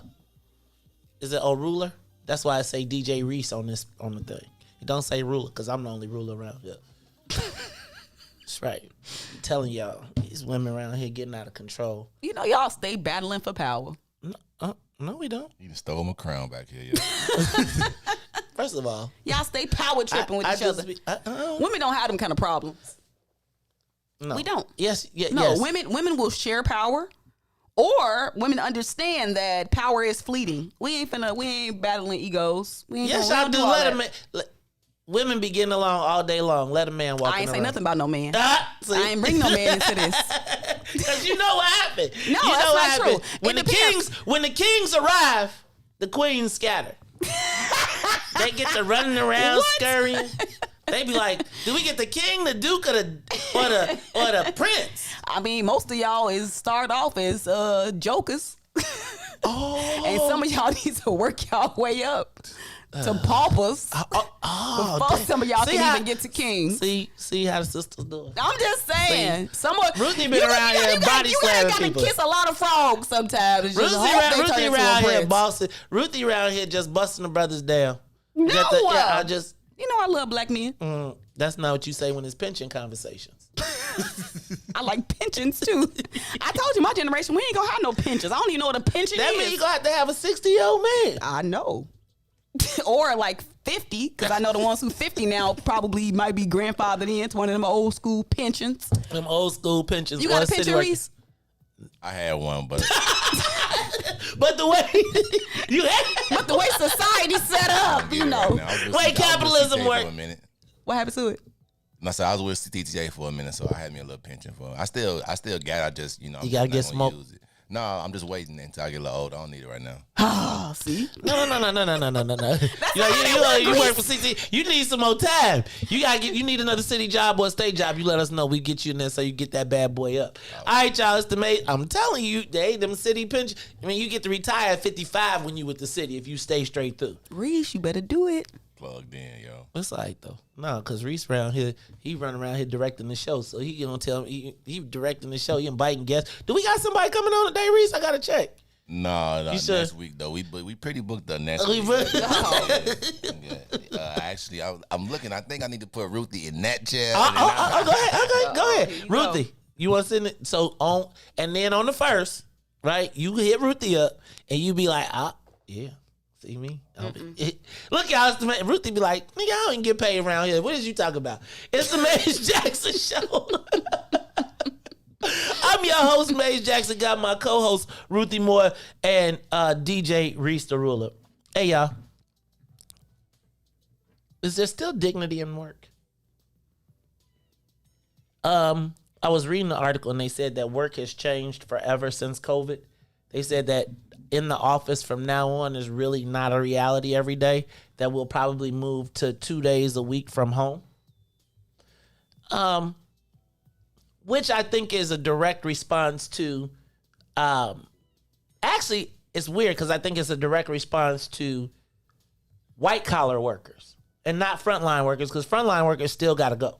Mm-hmm. Right? The people who are most impacted, who have the luxury of working from home, use the time that they work from home to make sure that the frontline workers still got to work.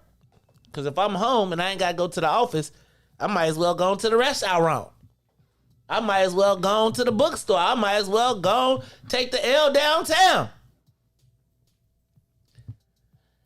And so when I look at work, and I'm telling y'all, yesterday's conversation really weighed on me again. I feel like maybe my experience has been not as normal as I thought. I will tell you that throughout my entire life, from working at McDonald's and Burger King in high school where I smell like a hamburger,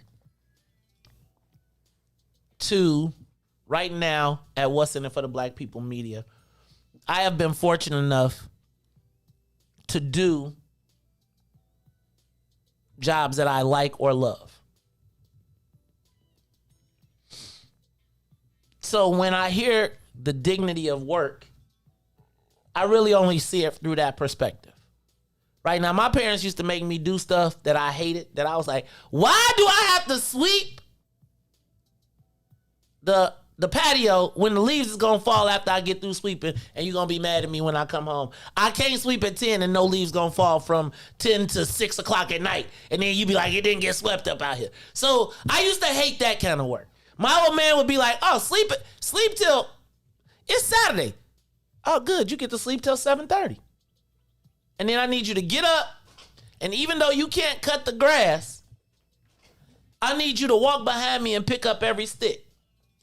And I'd be like, you know the stick's gonna fall again, right? And whenever there was work to do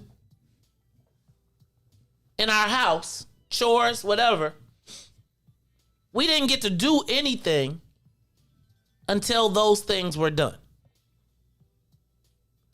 I gotta ask you, and I would tell you that I believe that is what that created what I call my work ethic, right? Like, there's not gonna be a time when people are working and I'm gonna just sit and watch them work. There's not gonna be like, people be like, that's not my job. But if I see you and there's something to be done, I'm usually gonna jump in and be part of the collective. But I start to think nowadays, and I watched the Fight for 15, and I'm really trying to think about my thought process on how we look at work. Because, I think of McDonald's as a great opportunity for a kid to get started.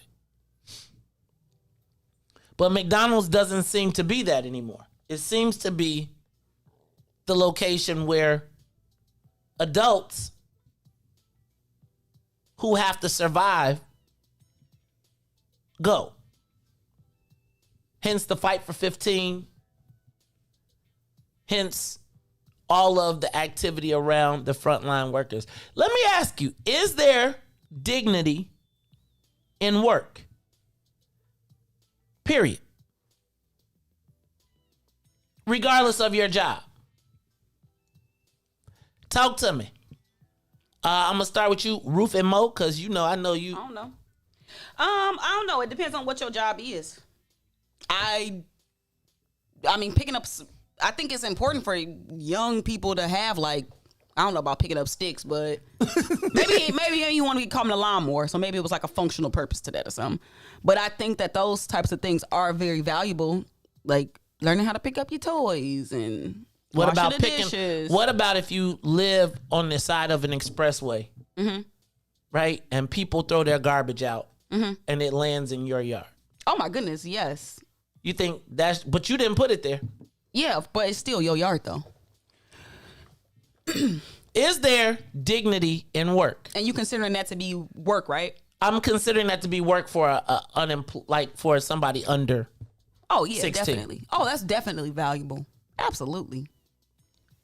Is there value in going to a job that you don't like? Is there value in that? Don't be giving me them eyes, Ruthie. I mean, because I think that's where it get a little shaky. Because I think that in the system, the way that the world of work is designed, like in shift work, I think you spend way too much time away from your home. Like, I just feel like we spend way too much. I think our 40-hour work weeks, like, to me, are too long.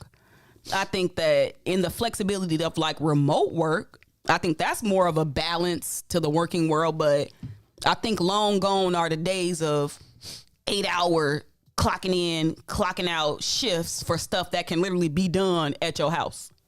Okay. It's absurd to have to travel an hour somewhere to go sit and do something that you could do at your kitchen table or in your home office or in your bedroom. I think if you want to go into an office, that should be your choice. And again, like you said, it is a level of privilege associated with those remote work jobs because everybody can't be remote. Some people literally have to go into work. So what is that determined by? I really think I've seen high level jobs they got to still go into work, and I've seen low level jobs that have to go into work. But you see, it's like a shortage of like workers, right? In like fast food places, Yeah, and did like you see in the service industry. Did you see in Elk Grove Village they just passed a law that says that 19 and 20-year-olds can now serve liquor? They it's that much of a shortage, huh? Because it's that much of a shortage of employees, and so they're taking in new people. They got to go through the training. But I was thinking about our conversation yesterday, Ruthie, about the whole get it from the mud. And it's interesting. I think I was a little thrown back yesterday because that was probably the first time that I heard that. Like, honestly, the words get it from the mud. What? People say that all the time. Ruthie, not to me. Get it out the mud. Yeah, I had never, I'm just saying, I real talk, no shade. I'm telling you, I had never really heard that before. Now,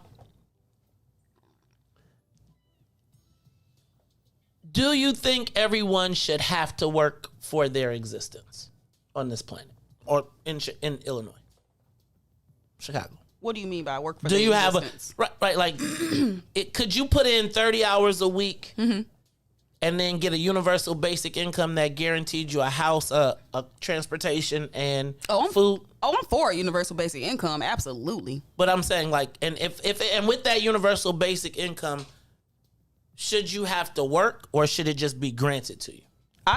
You know what? That's a really good question. I'm not sure what it would look like, but I'm definitely for it. Okay, but I'm saying in the event that the federal government gave us all a house, enough food to eat, and clothing, would there still be value in work?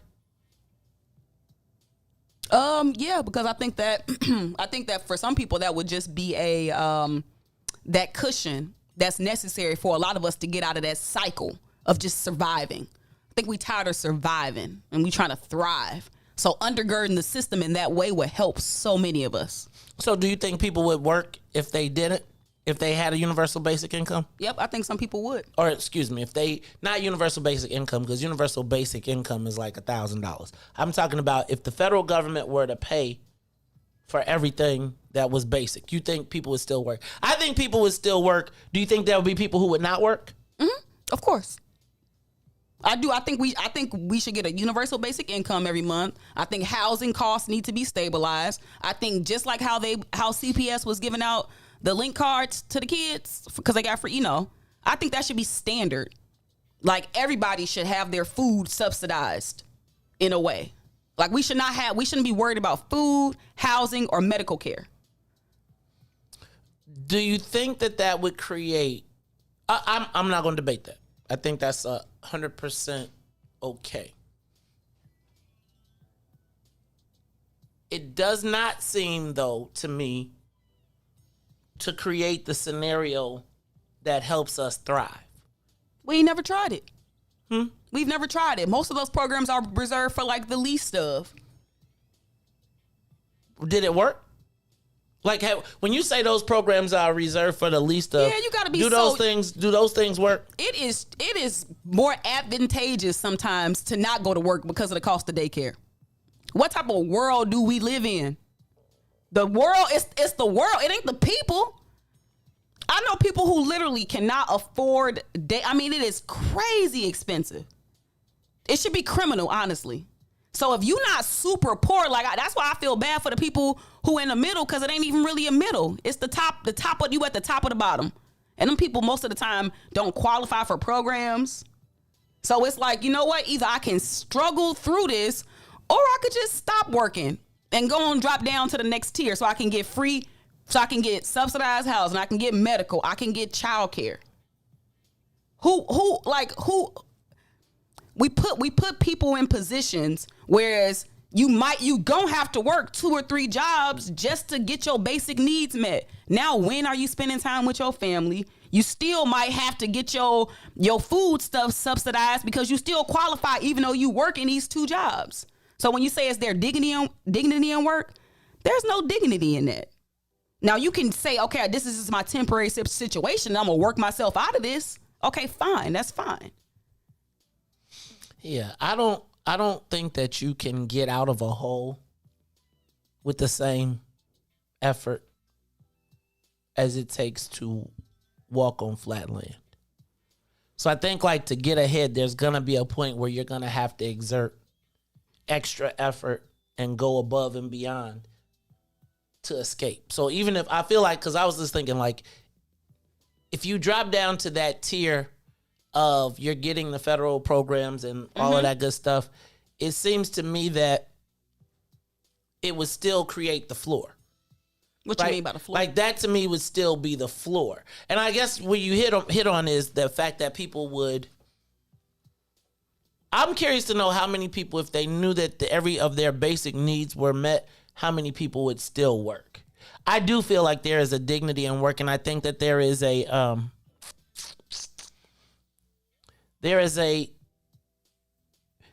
I don't think that you succeed by being average. And so I think that no matter what the basic number is, there'll probably be something. Because I think we could open up federal daycares, right? But I feel like they become warehouses or local daycares. But see, I think it's about reimagining what these could look like. The same way we could talk about reimagining like what the world of work looks like. Why can't we reimagine what some of these systems look like?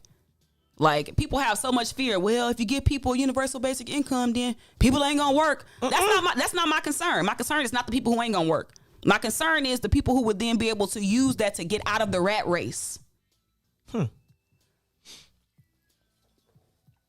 And is I guess I think it all depends on your level of what you want to achieve and what is success to you, right? Because I think some people probably would just be okay with, as long as I got a place to eat, sleep, and change clothes, I'm good. And I think there'll always be people that'll be like, this isn't enough.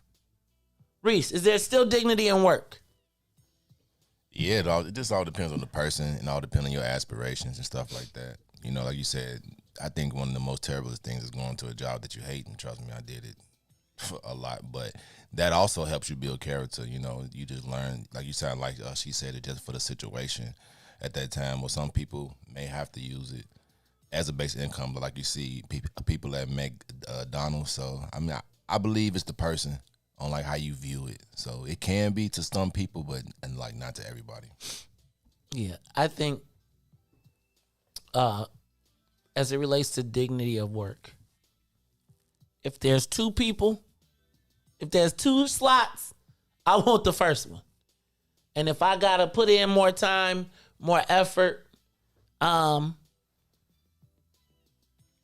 do. I think that what I got to get away from is having the expectation that people have the same goals and desires, and the things that I want for them may not be what they want for themselves, right? And so it's just an interesting thing, because I do feel like I have always had the privilege of getting up and being excited about what I'm going to do.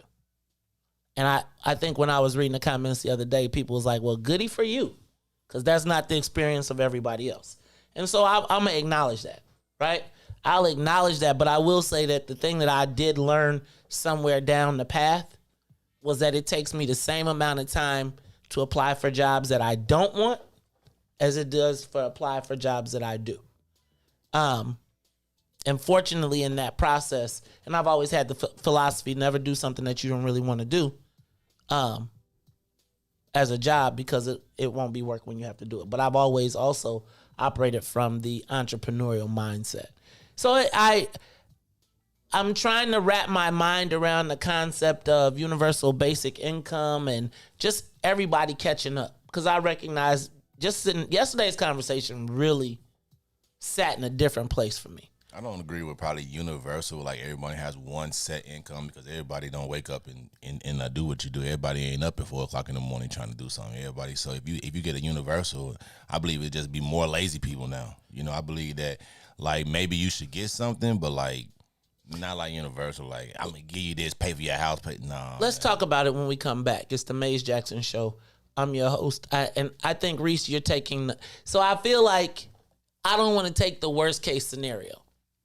Right, which is if we're going to give a universal basic income, not nobody, but people wouldn't do anything. I want to talk about that though when we come back. It's the Maze Jackson Show. We'll be back. The Maze Jackson Show. We'll be back after this break.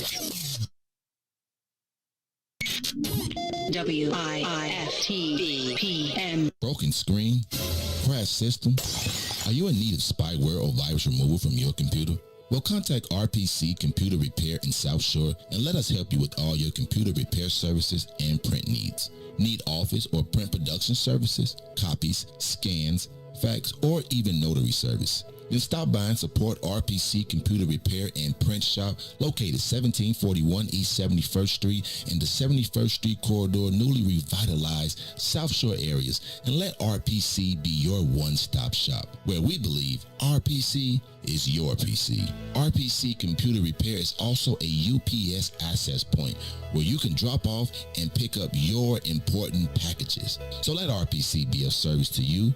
Call RPC Computer Monday through Saturday, 8 a.m. through 6 p.m. at 773-966-4457. That's 773-966-4457. Visit RPC at rpccomputeringinc.com for more information.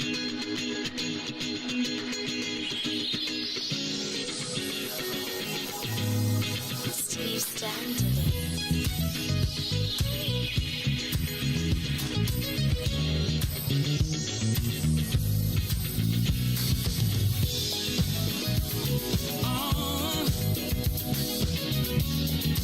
Let's reminisce. Yeah. Woo. See, I remember the first day we met, a Thursday night at the club I'll never forget. Do you remember the words that I said? One night in my bed you'll never regret.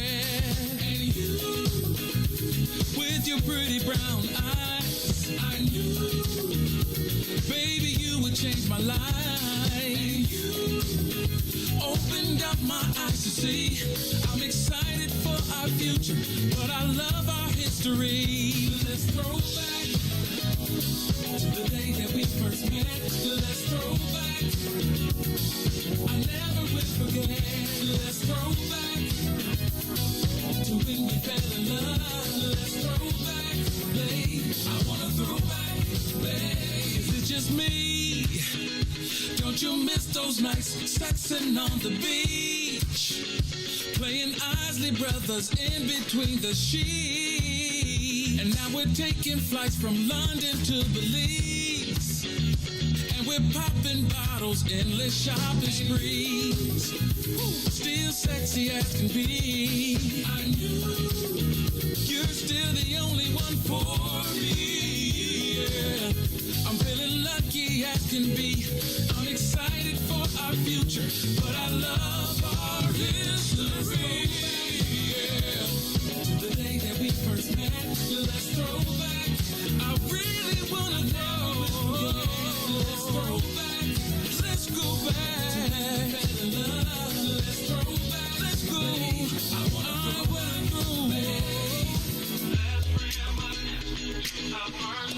Oh, come on now. We were making love to the first time we let's reminisce of the whip. Making love. Come on now. Let's throw back. Oh, all I wanna do is throw it back. That's all I wanna do. Come on now. Let's throw back, babe. I wanna throw back, babe. Let's throw back, everybody. Let's throw back. If you love somebody, let's throw back. Talk about the love. Let's throw back. Let's throw. I wanna throw back. Reminisce on how it used to be. Oh yeah.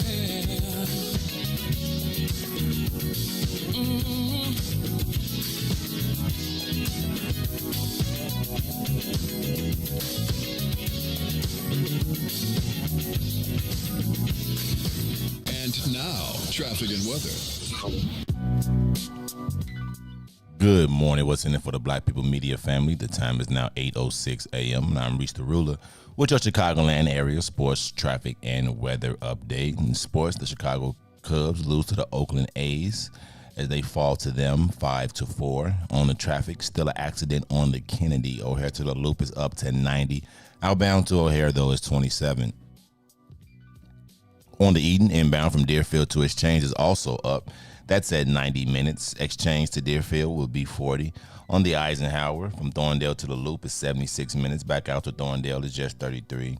On the Stevenson, from I-355 to the Dan Ryan, that will be 50 minutes. Outbound will be 38. On the Bishop Ford, from I-80 to the Dan Ryan is 34, 29 minutes. Back out to I-80. On the Dan Ryan, it's 18 minutes to the Loop, 16 minutes back out to 95th. DuSable Lakeshore Drive still locked in always at 8 minutes. That's on the south 55th to Jackson and Jackson to 55th, as well as the north. That's Randolph to Bryn Mawr and Bryn Mawr to Randolph. Today's weather, it was currently 77 degrees. It's mostly sunny. Expect a high of 84 with a low of 72. I'm Reese the Ruler now. Let's get back to the baddest morning show in the land, the Maze Jackson Show. Back to the Maze Jackson Show. You are listening to the most dangerous show in the morning. This is What's in It for the Black People Radio. Maze Jackson. Maze Jackson, the most vociferous advocate for black people in the world.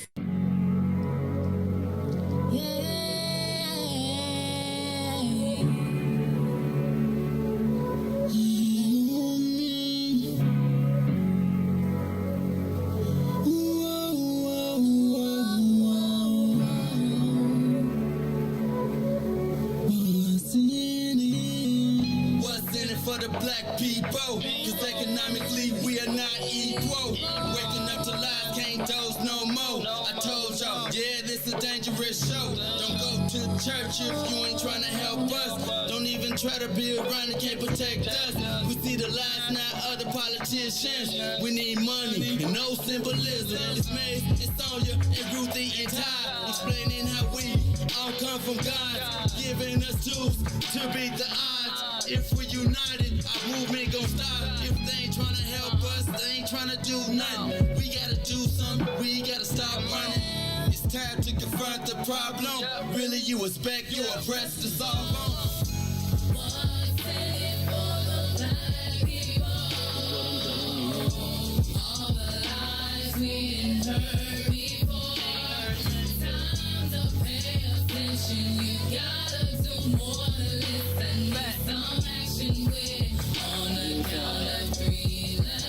Wake up, Chicago! Wake up, world! This is the Maze Jackson Show. Now, look, y'all. We got a phone call coming in at about 8:15.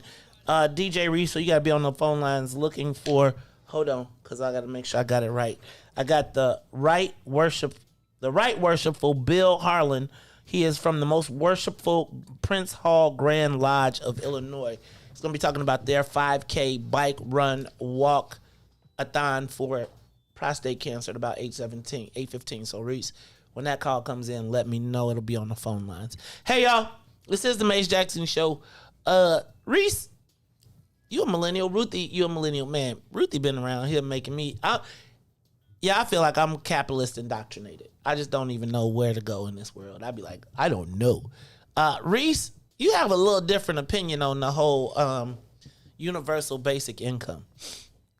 What's your thoughts? You don't think? I think people won't work. Like people won't do nothing. I'm reading these comments. The people like, yeah, I do what I do for free now. Like, no, you wouldn't. The fact that you got everything paid for, like, you be like, you know what, I really don't need it, and then like it'll be how you feel. So like, imagine the person that don't really need nothing. Like, I just stay in my house. Jobs would fall, because now it's like, if this is already getting paid for, why should I go to work? Education, like if I'm gonna get grown and get what I need to get when I'm grown, why should I go to school? If the basis is gonna already give it to me, then what's the point? That's interesting. I would tell you that my thought on the whole thing is, if you gave a universal basic income, the people that are destined to succeed, that were gonna succeed, are gonna succeed regardless. I think that if you raise the mean, like if you raise the average score for everybody, the people, I feel like it just pushes everybody up. Now, what it will do is pull people out of subsistence. Let me ask you a question. Do you think universal basic income would have an impact on the violence? I think it'd go up. What? I think it'd go up. Why do you think it would go up? Because I ain't got nothing, man. People ain't got nothing else to do. I'm a drug dealer now. I get drug dealers. Okay, Reese, you seem like you're on the race to the bottom. No, see, that's what I'm saying. Like, nobody ever thinks, everybody always say, hey, I got this big, great idea, and nobody ever thinks about the negative. Like, I got all this. So you be like, hey, but like, what about this? Oh, man, you negative. Like, no, but this could happen. That's me. And then when it comes, and then, you sitting there like, and now it's here. You like, oh, okay. So now when I was trying to say that these are also outcomes of it, I was the crazy one. Then when it comes, oh man, what are you fit? So now y'all want a basic income after y'all already said the youth is lost. I didn't say that. But I'm just saying. So And I didn't. And let's back up. Can I back up though? Because I really need to frame that too. Because I do not feel like the youth are lost. I think we have a segment of our community that commands a high amount of attention for some very destructive behavior. But part of what I was saying yesterday was that I feel like there's more young people that are doing good that we don't even talk about, who don't get resources pushed against them as compared to that. So I don't think that the whole young generation is lost. Shucks. I think y'all are the young generation, right? But you not the young generation no more, Ruthie? Man, me and Reese out here old in these streets now. Facts. What?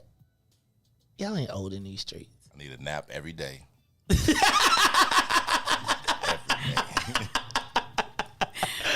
So, Reese, why do you feel so pessimistic, and Ruthie, you feel so optimistic?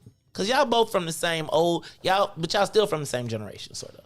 Yeah. Mm-hmm. So why optimism, and why Reese, what have you seen in life that you feel like? I feel like you got a pessimistic view of how black folks are.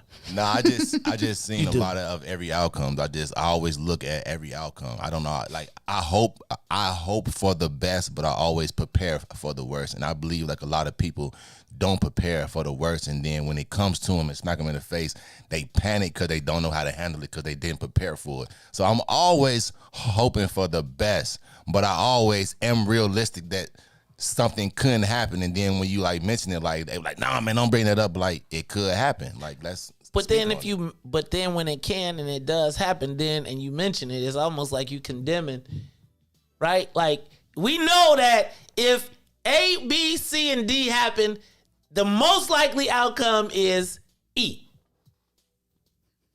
We do. But if you say that out loud, you are condemning the youth. You have written them off. No, because it might not be true.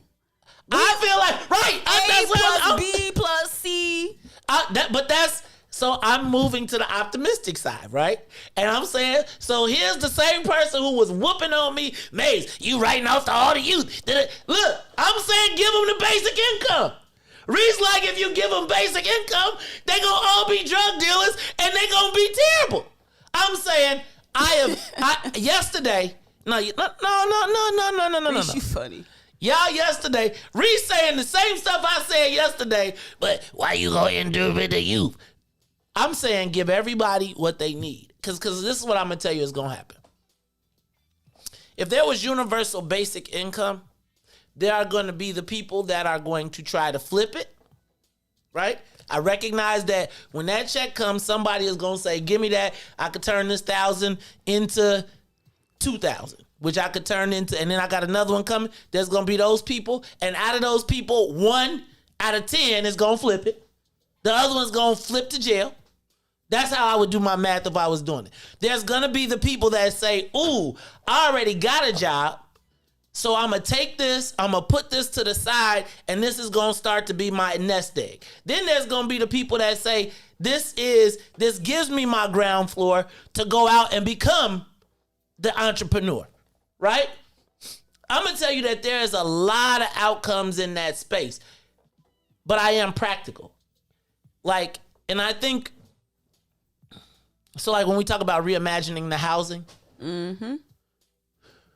I think when we first saw the projects come out, we saw them as they were nice and everybody was happy to move there. And then over time, and it was free and $30 rent and all kind of that same thing, we saw it degrade. But what we also saw was the government pull resources away from it, so it started to slide. But I also have seen the reimagined version, like when they knock down all the stuff and put it in the neighborhood and sprinkle it. Then, whether they move into regular houses or not, what you've seen is some of those neighborhoods have suffered. Our neighborhoods have suffered. And here's what I don't want to do. I don't want to be the old person that was like, get off my grass. Now, I am going to say get off my grass. You can stay on the outline, but not the inline, right? The one where So I'm trying to find trying to find a space where we exist, where we can collaborate. I don't know if I will ever say that the dignity of work goes away. And I also feel like we got to restore the natural order of things in our communities. Like the 17-year-old or the 16-year-old first job can't be competing with the 35-year-old person who is still trying to figure it out. Or was trapped in a situation that never allowed them to get out. Yeah, man. How much? What would make you straight every month? Not balling, but straight. What baseline? And let's say this. How about this one? What if your universal basic income was where you picked? You can't live on the Gold Coast, right? But you can live, actually you can, because you can live on the Gold Coast right now with a voucher. But if universal basic income, how much do you think it would take, ballpark, for a black person in Chicago to have their basic needs met? 8 stacks a month? Mm-hmm. Depending on where you stay at, depending on what you value, No, I'm saying, but it's now it ain't bells and whistles. It's I'm not buying you a mansion. You got 3 kids, you got a 3-bedroom. You got 2 kids, you get a 2-bedroom. Well, you get a 3-bedroom. 2 kids. No, the kids got... Anyway, $5,000 a month. Do you think if we gave every family $5,000 a month that it would end crime? Not end crime. Would it stop the cannibalization, right? Because I think when I listen to Salim, and I think even when I listen to Ruthie, it's we down so bad. And I'm not talking about just the mama. I'm saying person. If everybody had $5,000 a month to take care of their living expenses right? I feel like you can get an apartment, a decent apartment. You can pay your rent. Do you think that would be enough to solve the issue of interpersonal violence? How about this? If we gave everybody in Parkway $5,000 a month, And I'm just going to use them as an example because they were. They would rob each other until one person try to get all the $5,000. Like, I mean, I believe that some would do exactly what you say. Some would try to flip it. Some would try to do it. Some would say, you know what, this is my way to get out. I'm going to do it. But I believe it really all depends on, I don't believe that we have this idolized vision that if I give everybody a basic income, like the world is going to be normal. Like the crime is going to go down and stuff like that. Does it drop significantly? No, I don't think it drops in there. How does $5,000 make crime stop? Well, I'm saying that we're saying that people are on the edge of existence, right? Like, if all of these young people who are fighting to survive and live could now take the pressure of mama not paying the bills, take all of the pressure of not being able to, like all the stuff that we hear. I feel like, is this an economic issue? I'm going to say it's not as simple as an economic issue. Talk to me, Ruth. I was going to say it's also about how it's about inflation. Mm-hmm. And that's a big part of it. So when you say, is there dignity in work? No, there's no dignity in working for $10 to $15 an hour if you know that you still, at the end of the day, can't pay for things that you need because of inflation and how the cost of things have increased and wages have not kept up with the increased costs of things. That's why I'm taking that out, though. I'm saying right now we're not even on so we moved from dignity of work to basic income. Because I'm really trying to get to what are the tools that we can use in our mix? But some of the tools also got to be talking about inflation. Like it's not a one size fits all universal basic income. Let me solve all the problems of the world. Like, it's not gonna be that easy. It's always gonna be people that finesse the system. But just as much as I can name 5 families that's probably gonna jag it off, I could probably also name 5 people that'll do something right with it because they would benefit from being undergirded by the system. Whether you got student loan debt, so I'm giving whatever it is. So I'm giving you the economic undergird. I think, let's say that the universal basic income rises with the cost of inflation. They tie it to the consumer price index. That's the money itself. Is it $10,000 a month? Right. I'm asking, is there a number? And I would say that because at 10, now you can send your kid to a private school, so they don't have to be trapped to the. Look, I'm asking, is it? I feel like there's a combination of economics, but I also think that there's a deep-seated something in us that we got to talk about, right? Because I don't even know that if I give you $10,000 a month in basic income, that the furniture store don't open up next door and they be like, here, let me get you this. I feel like there's a lot of things that we've been under. That's why reparations is going to be a tough one, because there's too many naysayers that's saying we shouldn't get it because of what we going to do with it and how we going to jag it. No, I don't even feel like it's a You see Reese shaking his head, yeah. No. I feel like I've come to the point that you can do what you want to do, right, with the money. However, we got a money problem in our community. But that's what I'm trying to say. But where does that money problem come from? It ain't like black people just don't. It's not like it's nothing wrong with all. It can't be something wrong with all of us. Ruthie, that's not what I feel. What you said, that's not what I'm saying. That's not what I'm saying. But y'all keep talking about how it ain't gonna work. Ruthie, I haven't said what's not gonna work. I'm asking you what will work. And I'm telling you what will work. What? Undergirding the system. And I said, so give me a ballpark, right? And you can't get no ballpark because it's a lot of factors that factor into it. So, okay. It's a lot of things that factor into it. So how do you solve it? So what are the factors? And then here's me. So is it 20,000? The same way they sent out them stimulus checks is how is it 20? Send us checks every month for reparations. How much? I don't know. It depends. And again, I don't care what you do with your money. I'll let the actuarial scientists figure out the amount. Okay, they came up with an amount. They already came up with an amount. They came up with an amount for everybody. I'm talking about specifically for black people. No, they came up with. I'm talking about reparations. I'm taking universal basic income into reparations because everybody get UBI. Okay, so let's go to reparations. And here's my point. Is it a money issue? It's a society issue. There we go. Why is it that we down so bad? How all of us ain't got no money?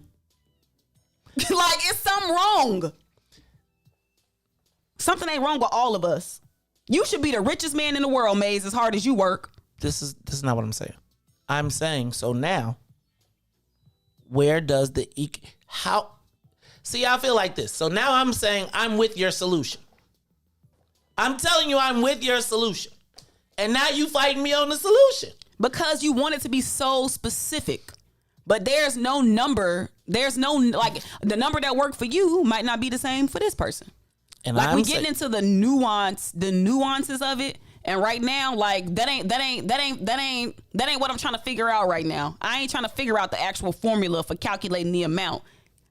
Can we at least just agree that this is what we need? We can't even agree that this is what we need because we already too worried about the outcome. No, I haven't even said a word about the outcome. I said, what do we need? I'm saying, money. Is it a... And then you're going to say, what's the amount? And I'm going to say, Maze, that's contingent. It depends. There's no set amount. I wouldn't say money. I just think that we should get, like, college. If you really think about it, a lot of us Hecky come no. out of college. Not college. But why not? Maybe skilled trades, maybe career, but it should not specifically be college because everybody ain't trying to go to college. That's cool then. Maybe a career or you learn something but I don't believe that you give people, I believe that you give people a better opportunity than just money. No, give me my check. So I'm gonna have to push back. So I'm gonna say that they've already got the labor. They've already gotten their they've already pimped us, right? They built a whole universe on that. That's the basis of reparations to me, right? That's the money that you're owed, right? That money is owed to black people for your grandmama and granddaddy being slaves and building this country. You know, today I'm trying to get to how do we, like, what are the factors that solve it?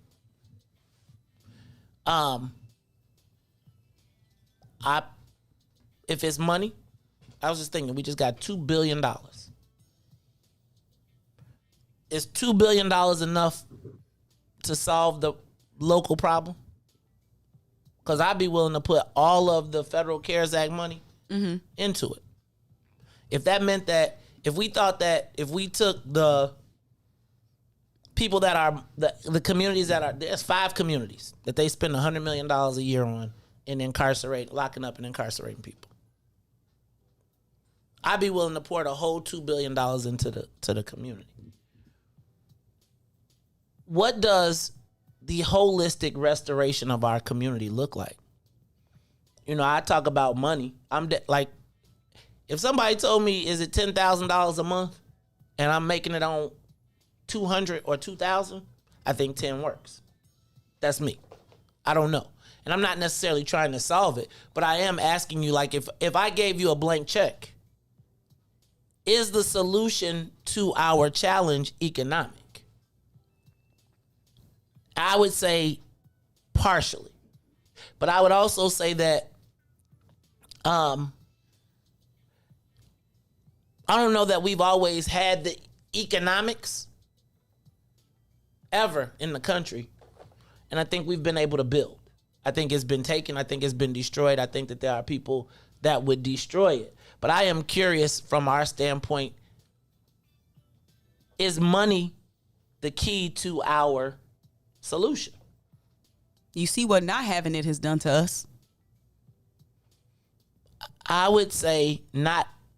We need economic stability. We in like triage. We need economic stability.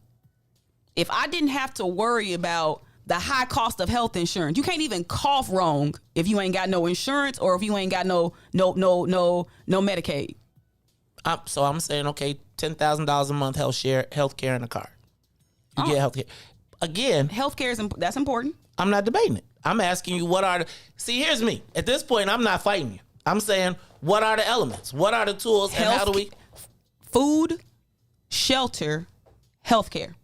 Those are 3 things that are like super duper important that a lot of people work a lot of hours just to be able to maintain those 3 things.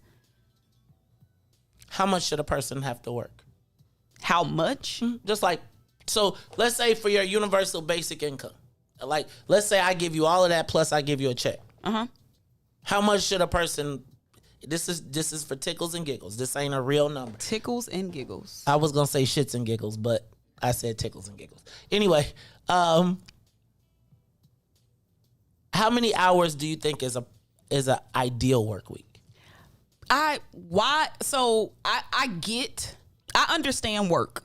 Having grandparents that were sharecroppers, I get it. If you don't go outside and work, you're not going to eat. I get it. I understand that. My issue, though, is that we are not sharecroppers. I don't have to physically go out to work in order to reap what I sow, right? Now, that if you extend that same concept into working in like a factory or something like that, there was a time when you could actually go work in a factory, punch that clock, put your 8 hours in, go home, and take care of your family and be straight. We live in a society now where you can't do that. So the product is not equal to the labor. So that's why capitalism has really truly messed us up as a society. So when we talk about the dignity in work, it's not an equal exchange. And right now we see that the power is going back into the hands of the laborers and the workers. I think that's at a certain level. That's at every level. And just wait until these big corporations have to start paying a fair share. I'm down with that. But here's what I'm saying. What you're describing realistically in my mind is not, that is the low end of the workforce. What is? The people that don't get equal pay for equal work. You said that's what part of the workforce? The low end of the workforce. No, that is the majority of the workforce. That is the majority of the workforce. People are underpaid. That's why labor is oftentimes exploitive. That's why capitalism is exploitive. If you at the top, you generally are trying to have your profits. And that's why it's like, no, there's no dignity in working 40 hours. Once you go home, you too tired. You can't even pay daycare. There's no dignity in that. I don't think that's everyone's existence. Yeah, but everyone's existence also is not what you're talking about. That's my point, though. I'm saying that what we're talking about, the existence that you're talking about right now, is really a lot of time. I would say that if you are,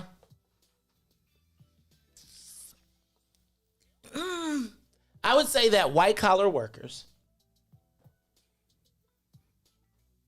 probably don't get paid as much, but they're not at subsistence level. I think that the subsistence level employees are generally in the service industry. I don't think that everybody working. Let me tell you why I disagree. Because of the cost of things like housing, childcare, education. Those things have outpaced even these white collar worker salaries. I'm going to say that I think that the accommodations are often made for people at the much higher levels than at lower corporate rates. I mean, than at blue collar worker rates. I'm going to talk about it when I come back. And the reason I say this, and I'm not speaking for black folks now. Now I'm just saying, because every day I drive through the neighborhood and I be like, where's all this money coming from? Where are all these people that's making all this money that can afford this, and this? And this city is blowing up. Like, if you go outside of our neighborhoods, it's like everything you see coming here is somebody making. I don't know where the white folks make the money. I don't know where the people that be at the pool all day at work. So there's some money somewhere. I just think we ain't seeing it. It's the Maze Jackson Show. I got to go to the bathroom. We'll be back after these messages. The Maze Jackson Show. We'll be back after this break. WIIFTBP. Maze Jackson. If you could make up a social media holiday, what would it be? Randy said National Don't Let No One Put You Down Day. No one. What you gonna do? So when they say something crazy, you slap them? Be like Maze said. Randy said a Jukathon one day. Man, we about 60 years old. I be done had a heart You gotta get your heart rate up. Okay, not that far. All right, Mario said my favorite one. My friends and I do what we call National Call Off from Work Day. As a business owner, I don't. You don't like that? Yeah. I don't like that. Because I'm the boss of this thing. We got Marcus Garvey Day from Remy too. Oh, Marcus Garvey Day. All right, what will we do on Marcus Garvey Day? Call off from work. I'm going to need you to go ahead and come in tomorrow. That would be great. Okay? Yeah, right. Every black holiday has something to do with calling off from work. You're cool. I'm out. How about National Join a Positive Black Organization Day? Because I don't want to be recruited. I don't want to be recruited and the brothers be like, thank you. Thank you. How about National Tell White People the Truth Day? Tell them how you really feel. You can't handle the truth. Why don't we call that National Black People Get Locked Up Day? I'm going to tell them there's an African-American man threatening my life. Hello. The most dangerous show in the morning. And now, traffic and weather.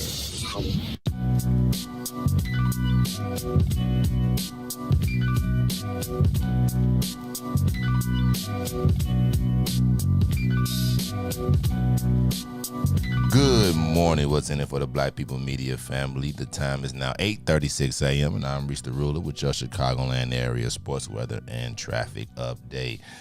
The Chicago White Sox beat the Oakland A's yesterday. The Chicago White Sox hosted the Oakland A's as they was going for a 4-game sweep. But Oakland Matt Olson would hit a go-ahead home run and a 7 that the Sox will fall 5-4.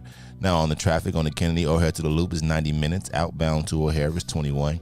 On the Eden, inbound from Deerfield to Exchange will be 89 minutes.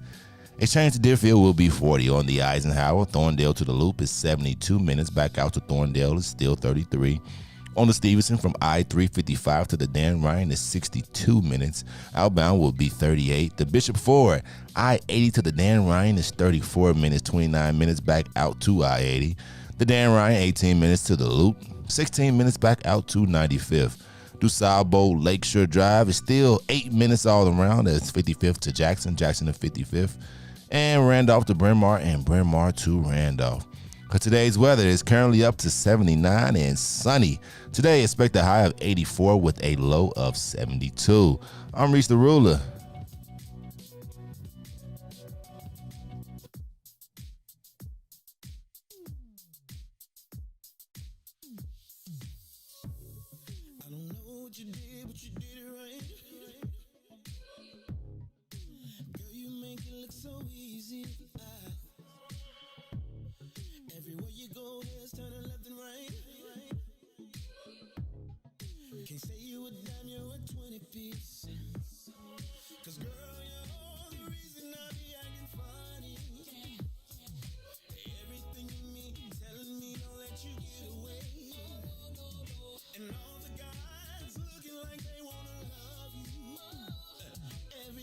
You are listening to the Maze Jackson Show. Oh my God, Ruthie got me in trouble. She had me over here cursing at Reese and talking, and we forgot that we had a guest. I forgot we had a guest. Hey, on the live line, let me tell you what we have with us: the Right Worshipful Bill Harlan. He is the most worshipful Prince Hall Grand Lodge of Illinois, and he's here to talk to us today about something that's really important to us as Black folks, which is prostate cancer. They have got a 5K bike, walk, and run tomorrow. And so here to talk to us about us is Right Worshipful Bill Harlan. Bill, you on the Maze Jackson Show? Hello? Yes, I am. Hey, Thank man. You. First Good of all, morning. good morning, and let me apologize. We got caught up in the conversation and did not get to you right away. So talk to us. What you got going on tomorrow? Tomorrow will be our 5th annual run, walk, bike, and roller skate walk for the prostate cancer awareness. And back in August 19th, 2017, one of our brothers, Right Worshipful Brother Roland G. Simon, had an idea since several of his friends had prostate cancer. Several of my friends had prostate cancer. He said, why don't we do a prostate cancer awareness, walk, run, ride, 5K to raise money so that we could give to research. And so he went to the current Grand Master at that time was Dwayne A. Smith. He saw the idea. He said, go. So, Right Worshipful Brother Roland G. Simon, who is the current Grand Master, said, let's get the show on the road. Because studies show that 1 in 4 African-American males over the age of 42 in the United States will be diagnosed with prostate cancer yearly, causing prostate cancer to be the leading cause of cancer-related deaths among the African-American males. All men, despite whether they are black or white or otherwise, despite their faith, their age, will be affected by prostate issues as they age and are urged to attend regular doctor appointments for detection and treatment. As prostate cancer continues to be the most common non-skin cancer in the African-American men, early detection and treatment are the path to a cure. We, the Prince Hall Masons of Illinois, seek to increase the recognition, education, and promotion of yearly screenings for prostate and colon cancer, as well as aid in the continued research of this disease. This year will be our 5th year hosting the prostate cancer walk, run, bike, and you could even skate. Our annual 5K is always held on the 3rd Saturday of August, simultaneously in 3 locations, Chicago, Decatur, and Champaign, Illinois. This is unique to any 5K, and we are setting the standard and recognized by the industry experts. This year's 5K will be held Saturday, August 21st, as you said. Registration begins at 7 a.m. and the race starts at 8 a.m. The sad part about that is that we, the team members, have to be there at 5:30. And the race, yes, early morning is not my strength. But let me just say that as Prince Hall Masons, the largest African-American Masonic organization in the world, we are eminently aware of the efforts of prostate cancer on us, our families, and our communities.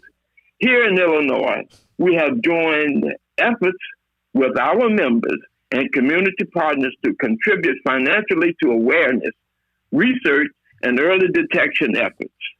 We continue to seek collaboration and community partners to contribute financially to the awareness and research of prostate cancer. The raised entry fee for participants is $25, and we will accept individual and corporate sponsorships in any amount. Our goal is to raise $25,000 or more annually in the fight against prostate cancer. All funds raised are donated to the medical facilities that provide screening, extensive research, and support in all areas of prostate cancer.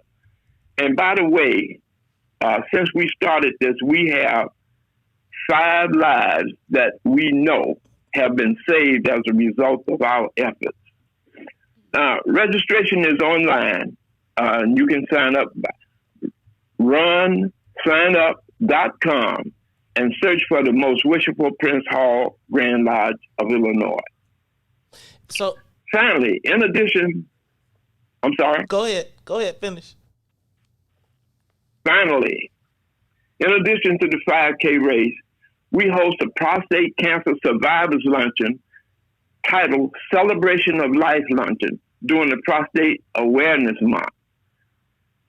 Our first Celebration of Life Luncheon held in 2019 was a tremendous success with over 250 in attendance.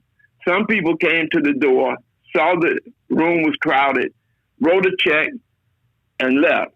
Some just reached in their pocket and dropped some money and left.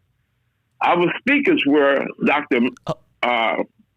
Brian Moran of the Prostate Foundation and Dr. Terry Mason of Oak Forest Health Center of Cook County.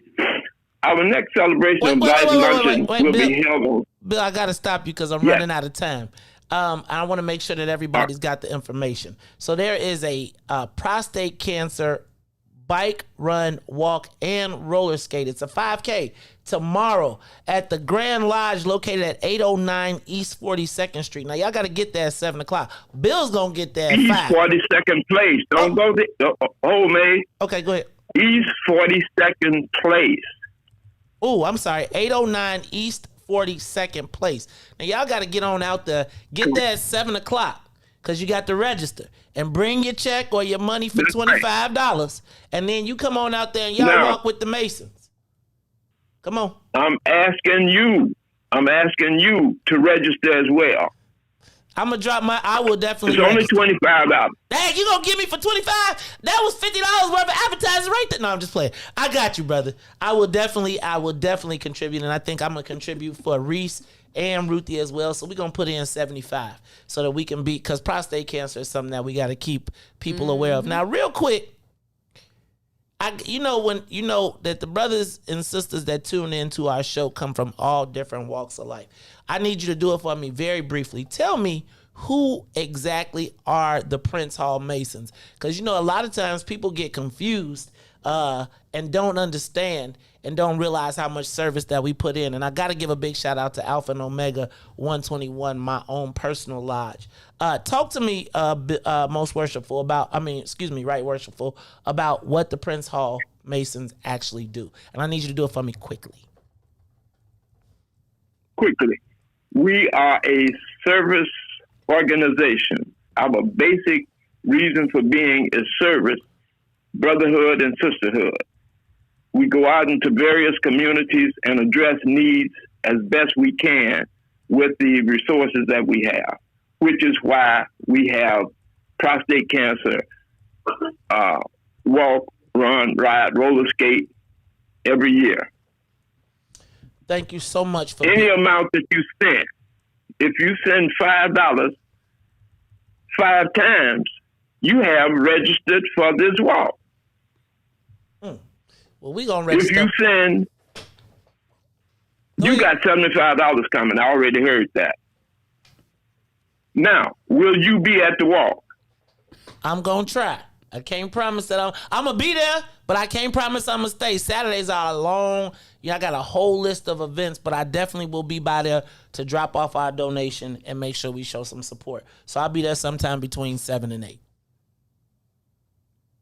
I'll be looking for you between 7 and 8. Okay. Don't send the people to get me, man, because I get a little nervous. But I can't wait to be there tomorrow. Look, y'all, tomorrow, 809 East 42nd Place. It is the Most Worshipful Prince Hall Grand Lodge. They are having a 5K walk, bike, roller skate, run tomorrow for prostate cancer. Y'all know how prostate cancer does us black folks. We want to thank you for being with us today. I apologize for the tardiness in getting you on, but I will see you tomorrow between 7 and 8, right at 809 East 42nd Place. Y'all make sure y'all come on out there and support the brothers as they do that. The brothers and the sisters as they do that thing. Thank you, Right Worshipful, for being with us today. Reese, you almost hit the button already. All right, y'all. It's the Maze Jackson Show. I'm your host, Maze Jackson. Ruthie, I was telling you, that made me say, Maze, you got to get your heart rate up. That's what that commercial made me. That's what that infomercial made me just say. Shout out to all the Prince Hall Masons out there. Especially big shout out to my own lodge, Alpha and Omega 121 out in Robbins, Illinois. Robbins is going down too. All right, it's time for a lot of pensions in the house. You see, hey y'all, I'm through with you today. I'm just through with you. I learned so much. It's the Maze Jackson Show. We gotta wrap it up though. So speaking of wrapping, it's Friday. Ruthie around here disrupting, turning over tables. But I ain't gonna be here Monday, so I'm just letting you know. You tripping? I already told you. This the problem with the system of work. I'm trying to tell you. Now just imagine you gave They them want money. they want us to go back in. I'm telling, they try to get us to go back in. Come, yeah. Hey, I told you. Let me talk to him. You, Ruthie, you want me to talk to? Oh my goodness. Them white ladies will love me. You will have me all the way with no job, no health. I have to get on Medicaid. We got a different plan. We talked about the other plan. We talked about the other plan. I'm sure you can work it out. It's the Maze Jackson Show. Tell me something good Friday, y'all. It is time for Tell Me Something Good Friday. What you got, Ruthie? It's Friday. Yeah, you know, I feel like summer is dwindling, so I gotta like take advantage of every bit of sunshine that we got. So do you be taking vitamin D so you can get the sun? You know, I was thinking about that. No, I'm talking about the actual vitamin in the vitamin in the thing. You did not say it like that. You just said vitamin D. Right, vitamin D. That's how they say it on the song. You said, and when she said in the song, Beyonce was not talking about the she sun. wasn't talking about exactly. Give me that vitamin D. Give me that vitamin D. Oh, come on, May. Stay with us. It's right when you wanted to name the Woodlawn something and we said we couldn't. Oh, he was trying to have his No, yeah. Your broadcast breakfast. Oh, BBC? No. The BBC? Hey, man, the British y'all be tripping, man. Like, first of all, y'all tripping. I said, look, they said if you don't want to get COVID, take vitamin D. I'm going to take some vitamin D, but I don't want no vitamin D. I feel like y'all got a joke that I'm not. Hey, Ma. Yeah. What's up, Pops? Okay, y'all be making a brother feel old. All right, I'm through talking to y'all. Anyway, you got a dirty mind, Reese, and you need to work on it. I think he been working on it. That's how I got there. He like, you think I just came this way? All right, y'all. I got something. Tell me something good. Shout out to JGB. In case y'all don't know who that is. I just gotta say this, right? Ruthie, y'all gonna say y'all gonna be talking about it. But I did start calling Jahan Gordon Booth JGB. I did. I used to be like, JGB in the building, right? Like trying to, because you know I give everybody a nickname. You do. Because that's how you got to be Ruthie F. I had to change it up, though. So wait, so now people call it. Now she having a JGB party this weekend. Oh, no, you ain't talking about shit. Yes, she is. She having a JGB party down in Peoria the whole weekend. Look, she got signatures. She done turned JGB into a logo. Maze invented your initials. I did invent the initials. So she is JGBing around here. I'm trying to see if we're going to go down to Paradise Casino this weekend because she got a big old birthday party, the JGB Fest. It's a casino. I'm telling you, though. Like, she was like, you do not want to miss this. Then she had a dash, JGB. I was like, I gotta copyright your initials to get my credit. No, I'm just playing. I do think JGB sounds good. So I'm shouting out to Jahan Gordon Booth, who is celebrating her birthday this weekend at the Paradise Casino. If y'all have not got tickets, I think you should get some if you want to ride out to Peoria. I think I gotta go get my tires balanced before I can ride out. I mean, I was driving the other day. I was doing about 85, and I just heard. I was like, "What is that?" Then I realized that I need to get my tires rotated and balanced. So I got to do that. When it starts shaking, when you go too fast, you can't go over a certain amount.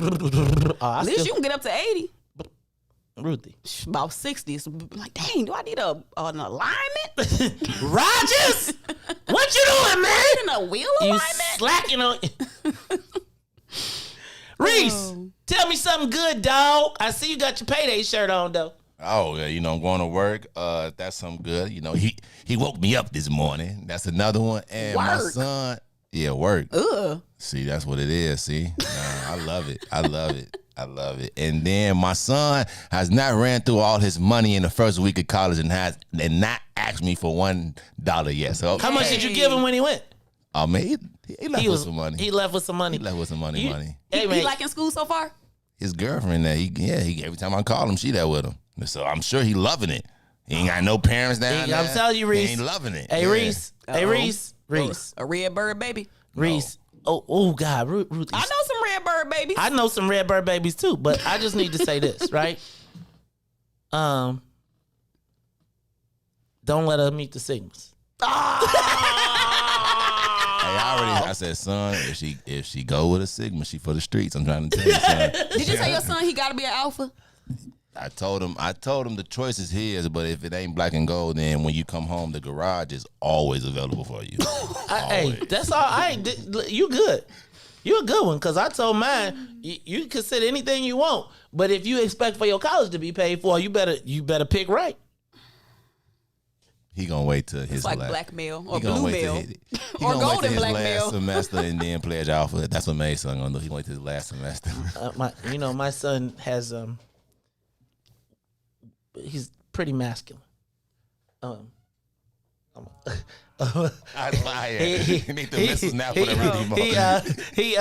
He's pretty well, I'm gonna stop. I'm gonna let it be, because this could go a whole different way. I'm not gonna go there. This is just fun. This is a good time.